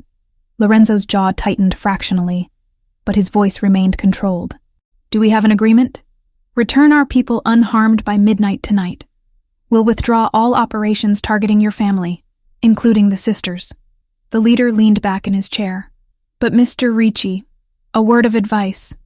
Be careful which ghosts you try to resurrect. Sometimes the replacement is more dangerous than the original. The call ended before Lorenzo could respond. The silence that followed felt weighted, full of things neither of us knew how to say. Lorenzo closed his laptop with deliberate care, then sat without moving for a long moment. "Thank you," I said finally, "for including me in the truce terms. Like I said, pragmatism," but his voice held less edge than it had before. Exhaustion bleeding through the careful control. "You saved lives with that translation. My people. Potentially civilians if the attack had gone differently. That counts for something. It doesn't erase the months of lies." "No." He looked at me directly for the first time since the video call. "It doesn't. But maybe it's a first step toward understanding that you're more than just the lie you were asked to tell. It wasn't forgiveness, wasn't absolution or restored trust, but it was acknowledgement, recognition that I existed as Lucia, separate from the ghost of Valentina. And in that moment, sitting in a safe house living room with coffee going cold on the table between us, it felt like the first honest thing that had passed between us since the day he woke from his coma. The truce with the Triad, held through tense negotiations that stretched across the second week at the safe house. Lorenzo worked around the clock, coordinating with Anthony and other family members I heard but never saw, assembling the pieces of a deal that would keep everyone alive. I existed in the margins of that work, present but peripheral. The security team had relaxed fractionally after Lorenzo returned from the warehouse attack unharmed, but the house still felt like a fortress designed to keep the world out, and me contained within. On the third day after providing the translation that had saved the warehouse operation, Lorenzo emerged from his office around dinner time, looking more exhausted than I'd seen since his coma. He found me in the kitchen assembling sandwiches because cooking felt productive when nothing else did. "You don't have to do that," he said, leaning against the counter. "The team handles meals. I needed something to do with my hands." I finished cutting the sandwich and slid the plate toward him. "Turkey and Swiss. There's mustard if you want it." He took the plate without argument, too tired to maintain the careful distance he'd been preserving. We ate in silence for several minutes. The only sound, the quiet hum of the refrigerator and distant voices from the security team's shift change. "The translation you provided," Lorenzo said eventually, setting down his half-eaten sandwich. "The way you decoded their references to classical literature and military strategy. That wasn't something you learned casually. I studied Chinese literature for 4 years in college. Comparative literature with a focus on East Asian cultures." The words came easier than expected, talking about the life I'd abandoned so long ago. "I was good at it. My professors said I had a natural ear for linguistic patterns. What happened? Why drop out if you were succeeding?" The question I'd been dreading. Not because I didn't want to answer, but because the answer revealed so much about the sister he'd lost and never fully known. Valentina needed help. Her boyfriend at the time got her pregnant and then disappeared when she told him. She was terrified, alone, drowning in medical bills when she miscarried at 4 months. Lorenzo went very still, his sandwich forgotten on the plate. "Valentina was pregnant. You didn't know. It wasn't a question." I could see the shock and pain radiating from him in waves. "She never told you. We weren't together yet when that happened. We met 2 years ago, but if she was pregnant before that..." He ran a hand through his hair. A gesture of frustration I'd learned meant he was processing something difficult. Why wouldn't she tell me later, when we got serious? I think she was ashamed. Not of the pregnancy itself, but of how alone she'd been. How completely that guy had abandoned her when she needed him most. I moved around the kitchen island, needing distance from the pain I was causing. She told me she never wanted to be that vulnerable again. Never wanted to need someone so desperately that losing them would destroy her. So she built walls. Lorenzo's voice had gone quiet, introspective, kept parts of herself separate. I always thought she was just independent, that she valued her privacy. I didn't realize she was protecting herself from being hurt again. She loved you. That was real. But the parts of herself she kept hidden, those were real too. I hesitated, then added, "I'm not sure you knew her as completely as you thought you did. I'm not sure anyone did." He processed this in silence, his dark eyes distant with thoughts I couldn't read. When he finally spoke again, his voice carried a weight of realization. "You gave up your education to help her through that. Dropped out to work and cover her medical bills. She was my sister, my twin. We'd shared everything since before we were born. How could I not help her when she needed me? And then she built a life you weren't part of." There was no judgment in his tone, just observation. met me, got engaged, kept her apartment in Manhattan separate from the family she'd come from. Left you behind. The words stung because they were true. Valentina had climbed out of the hole that pregnancy and abandonment had dug. And she'd done it by creating distance from everything that reminded her of being vulnerable, including me. She didn't mean it as rejection, I said, though I wasn't sure I believed that completely. She was trying to become someone new, someone who couldn't be hurt the way she'd been hurt before. But it left you working 2 jobs to pay rent on an apartment you could barely afford, while she wore designer clothes and planned a wedding that probably cost more than you made in a year. Lorenzo stood, pacing to the window with restless energy. I gave her everything she wanted. Money, status, protection. And I never knew she had a twin sister struggling to survive. She kept us separate on purpose. I think she was afraid that if you knew too much about where she came from, you'd see her differently, as less than the polished woman she'd worked so hard to become. He turned to face me, and something in his expression had shifted. Not forgiveness exactly, but understanding. The woman I loved was more complicated than I gave her credit for, and the woman who's been pretending to be her is someone completely different than I assumed. I'm not her. I never was, even when I was trying my hardest to be. No, you're not. He moved back to the counter, finishing his sandwich with mechanical efficiency. You're the sister who sacrificed her future to help family, who learned languages because you genuinely loved them, not because they were useful tools, who translated enemy communications in the middle of the night and probably saved lives without expecting anything in return. The assessment felt too generous, like he was building me into someone better than I actually was. I'm also the person who lied to you for months, who wore your dead fiancé's face and let you believe in something that wasn't real. Yes, you're that too. The acknowledgement hurt more than anger would have. I don't know how to reconcile those things yet. The woman who helped me versus the woman who betrayed me. Maybe they're the same person. Maybe they're not. I'm still figuring it out. Over the following weeks, an unexpected pattern emerged. Lorenzo would work in his office for hours, then emerge seeking conversation rather than solitude. We'd talk about inconsequential things at first.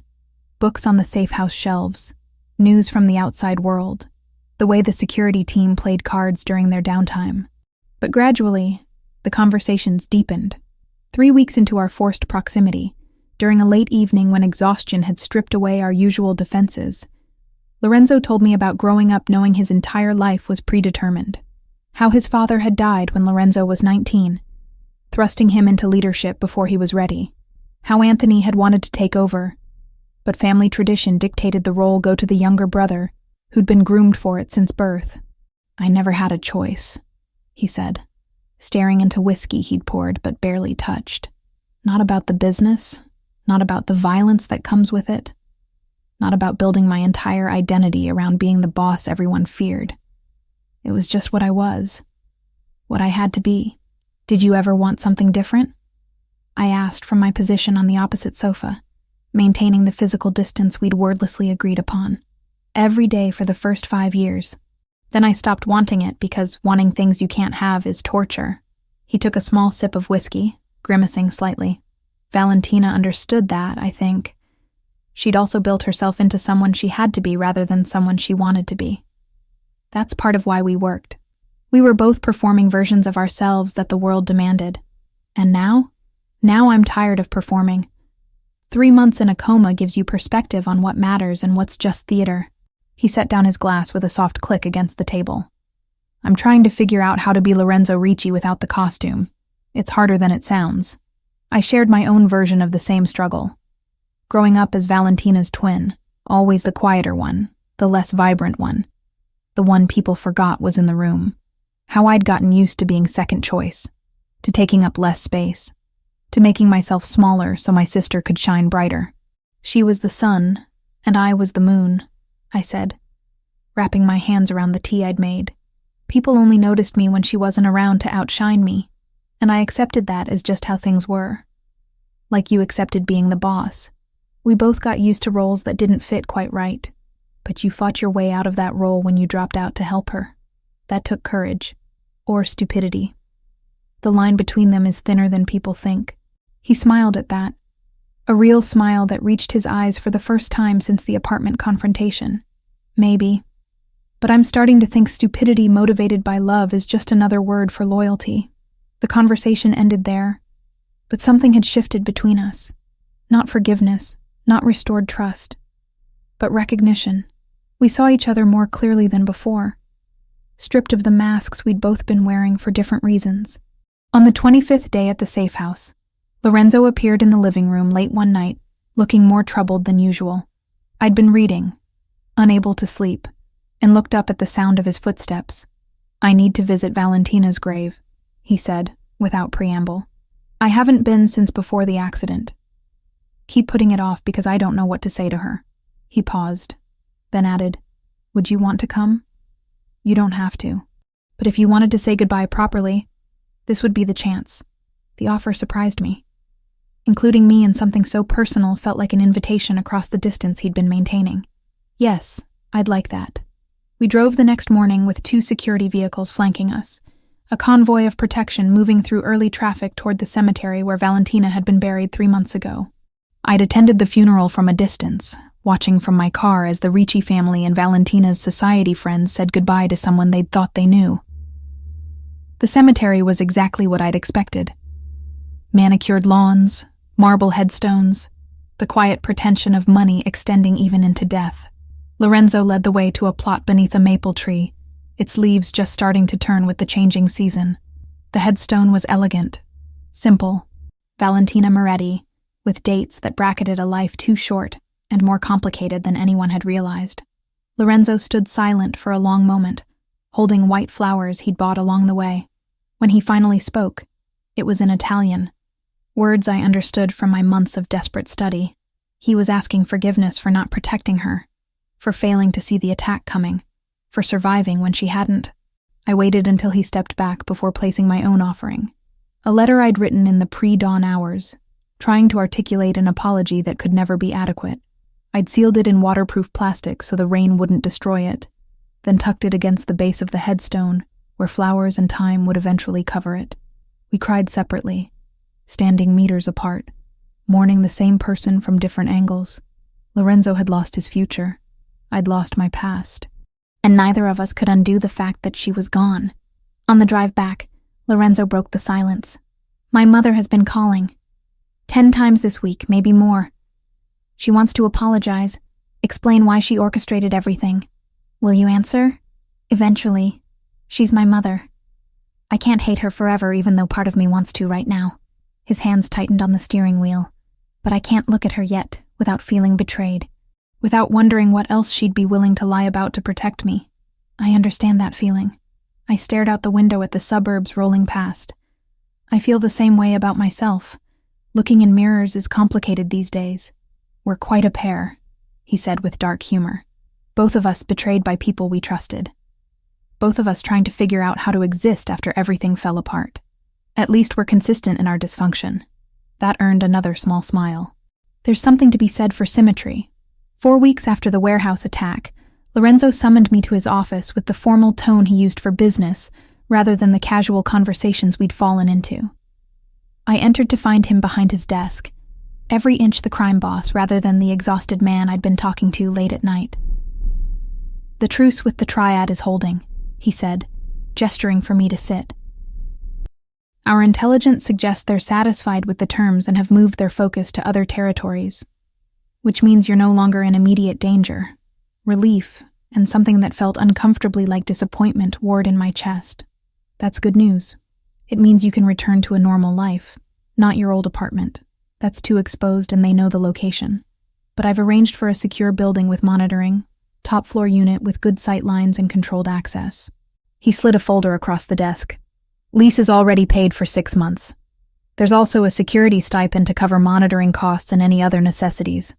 I opened the folder to find apartment details and financial information that was far more generous than necessary. "Lorenzo, I can't accept." "You can, and you will. You risked your life because of my family's enemies.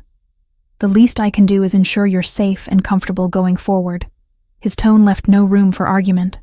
"There's also information about a language services company that's looking for contractors with Mandarin skills. I may have mentioned your qualifications to their hiring manager. You're setting me up with a job? I'm providing a reference. What you do with it is your choice. He leaned back in his chair, and for the first time I saw uncertainty beneath the professional facade. You don't belong here, Lucia. In this house, in my world, in the life you were pretending to live. You deserve the chance to build something real, something that's actually yours. The dismissal was clear, wrapped in generosity but ultimately a door closing. He was giving me freedom because he didn't want the reminder of what I'd done, the walking evidence of months of deception. I understood it intellectually, even as it carved something hollow in my chest. When do I leave? Whenever you're ready. Tomorrow, next week. The apartment is available now. I stood, taking the folder with its promise of a new life built on foundations I hadn't earned. Thank you. For everything. For saving me. For the apartment. For the job reference. For not hating me as much as you have every right to. I'm working on not hating anyone, he said quietly. It takes too much energy, and I need all I have for figuring out what comes next. What does come next? For you? I don't know yet. That's the terrifying part. He looked at me directly, and in his dark eyes I saw the same uncertainty I felt every morning. But I know it starts with truth. No more performances, no more becoming what other people need me to be. Just figuring out who Lorenzo Ricci actually is underneath all the masks. I hope you find him, the real version. He's probably worth knowing. Same to you. Lucia Moretti without the costumes. I suspect she's more interesting than the ghost she was pretending to be. I left his office with the folder clutched in my hands, and the weight of goodbye settling over everything. The safe house that had been my prison and sanctuary would become just another place I'd lived briefly. Another chapter in the fragmented story of a life I was still learning how to live honestly. I moved into the secured apartment 2 days later, carrying the same single suitcase I'd fled the Ricci mansion with weeks ago. The building was everything Lorenzo had promised. Controlled access, security cameras covering every angle, a top-floor unit with windows that looked out over the city rather than facing other buildings where snipers could position themselves. The space was furnished in that same impersonal way the safe house had been. Neutral colors and functional pieces that suggested no one's actual taste. But it was mine. My name on the lease, my key in the lock. My life to rebuild however I chose. I'd taken the folder Lorenzo provided about the language services company, made the call. Had an interview that went better than expected when I demonstrated my Mandarin fluency and explained my academic background. They hired me as a contractor within a week. Translation work I could do remotely without committing to an office where my past might catch up with me. It wasn't the career I'd dreamed about in college, but it was honest work using skills I'd actually earned rather than stolen from my sister's life. That counted for something. The first 2 weeks alone felt like learning to breathe in a different atmosphere. No security team rotating through shifts. No Lorenzo emerging from his office at odd hours seeking conversation. Just me and the quiet apartment, and the work that filled my days with purpose, even when it couldn't fill the hollow spaces grief and guilt had carved out. Isabetta called on a Tuesday afternoon, while I was reviewing a particularly complex technical translation. I almost didn't answer, seeing her name on the screen and feeling my stomach clench with remembered shame. But avoiding her forever wasn't possible, and maybe not even what I wanted. Lucia. Her voice came through thick with emotion. Thank you for answering. I wasn't sure you would. I wasn't sure I would either, I admitted, setting aside my work. How are you? Terrible. Better. I don't know. A shaky breath. I'm calling to apologize. Not because it will fix anything, but because you deserve to hear it from me directly. What I asked you to do, what I convinced you was necessary, it was selfish. I prioritized Lorenzo's physical recovery over every other consideration, including the damage it would do to both of you when the truth came out. You were trying to protect your son. I was trying to control an outcome I had no right to control. Her voice broke completely. I thought I could manage the situation, that I could create a safe space for Lorenzo to heal and then reveal the truth gently once he was strong. But I underestimated how long it would take, how complicated the deception would become, how much it would cost everyone involved. I moved to the window, looking out at the city and remembering all the times I'd stood in similar windows at the mansion, wearing Valentina's clothes and pretending to be someone I wasn't. We both made choices we can't undo. We both have to live with what those choices cost. Lorenzo is speaking to me again. Isabetta continued. Not often. Not with the warmth we used to have. But he answers my calls now. Agreed to have dinner last week. We're rebuilding trust one painful conversation at a time. Something in my chest loosened slightly. I'm glad. He needs his family. Even when he's angry at them. He needs you too. Though he might not realize it yet.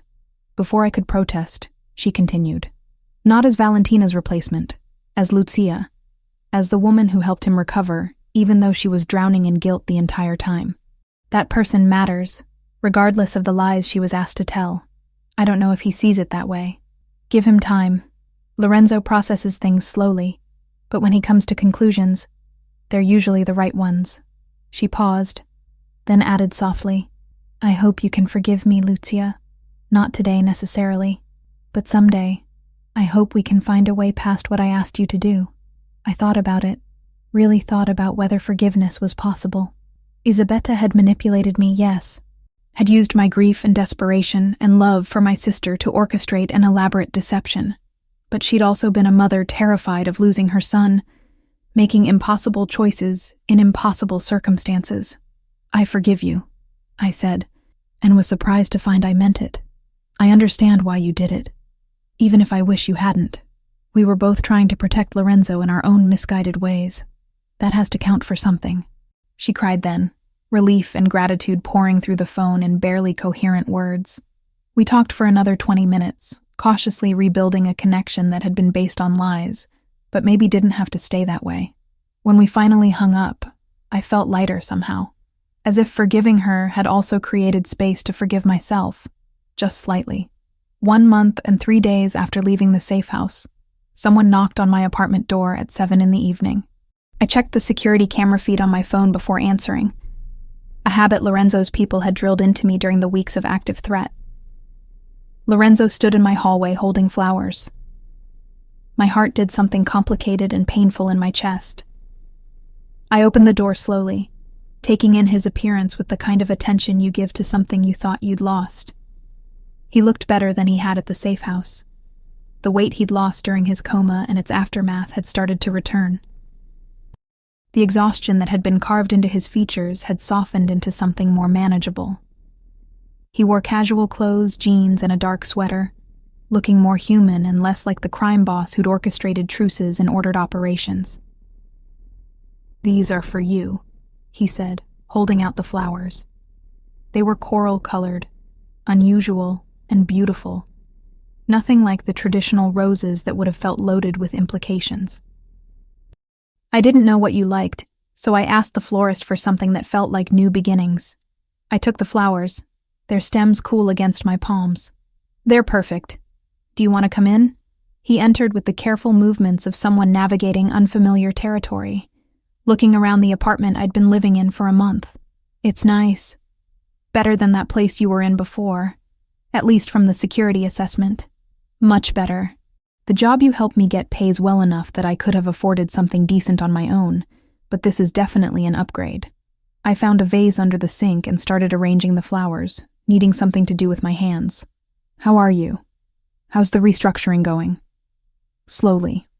Convincing old school members that we need to move away from certain activities is like trying to turn an ocean liner with a canoe paddle.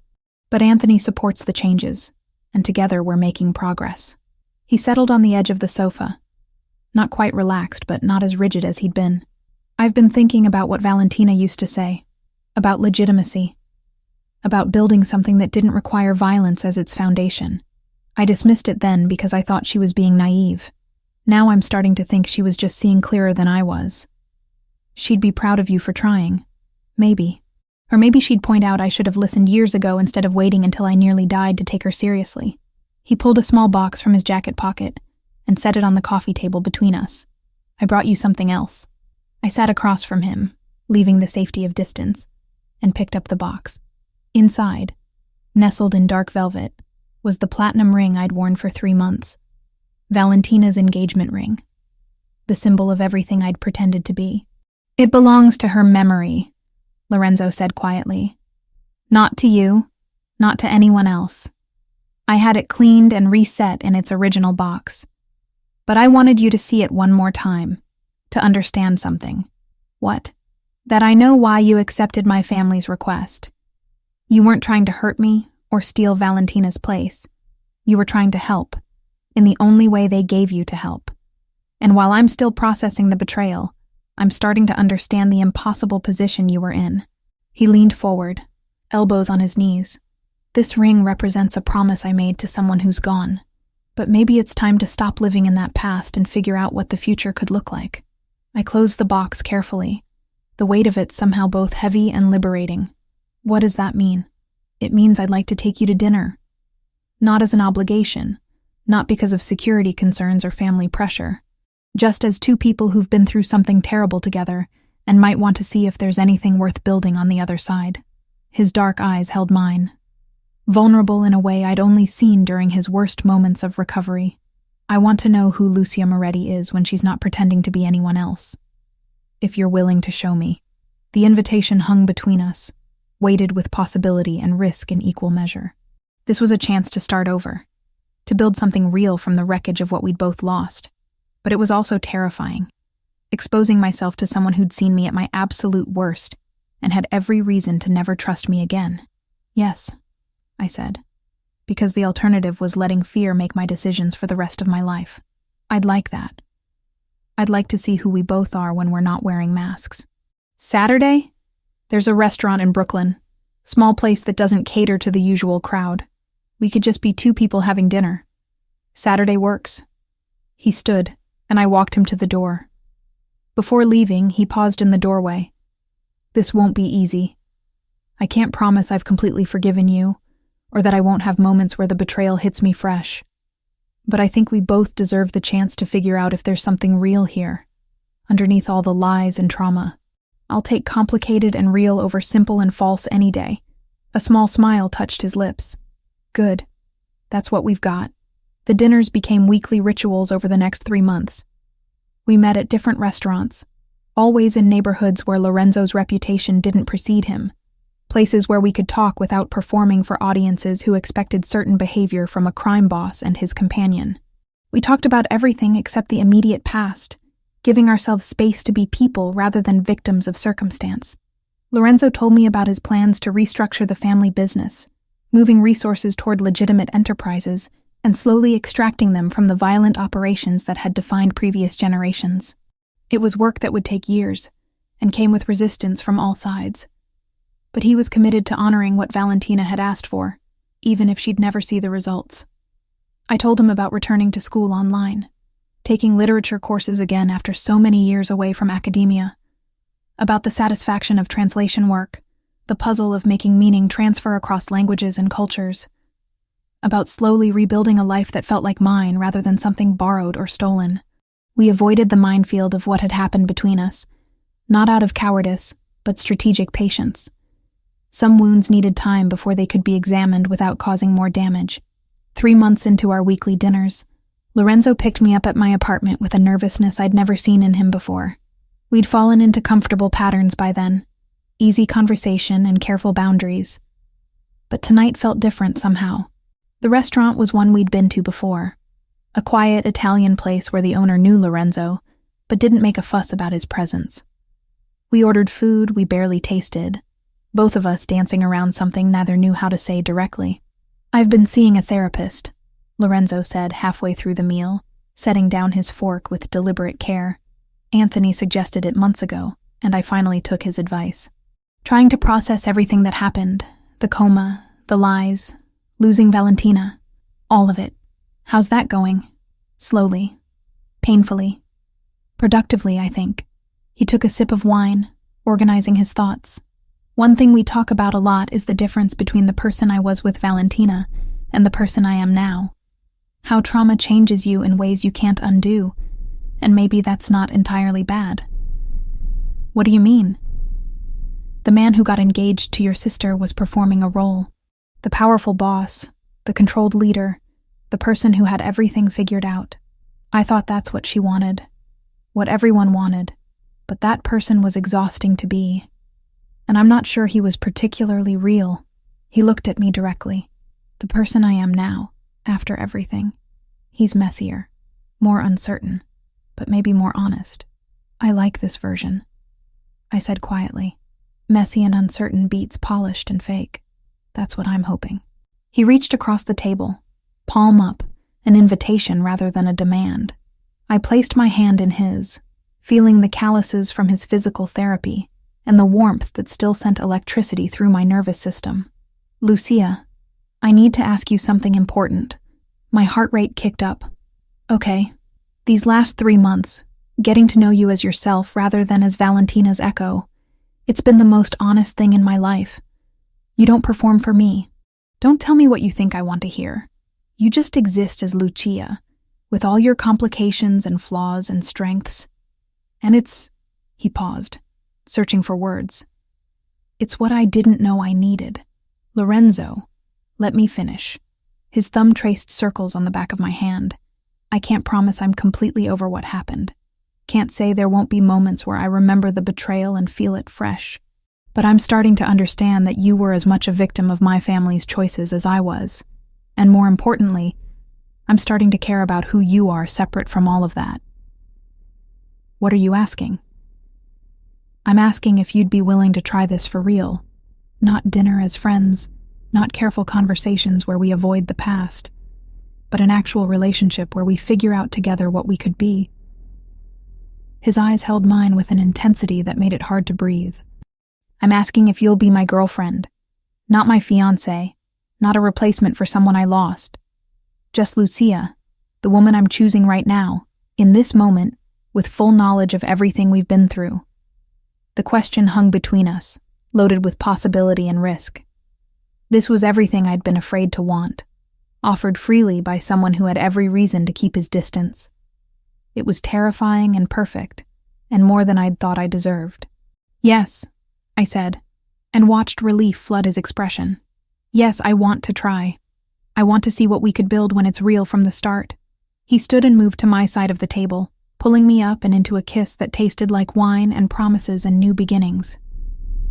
It was different from that first kiss in the therapy room months ago, that test of recognition and memory. This was acknowledgement. Two people choosing each other with clear eyes and honest intentions. When we pulled apart, both of us were smiling. Not the careful expressions we'd been wearing for months, but genuine joy at taking a risk together. This might be a disaster, I said, resting my forehead against his. Probably.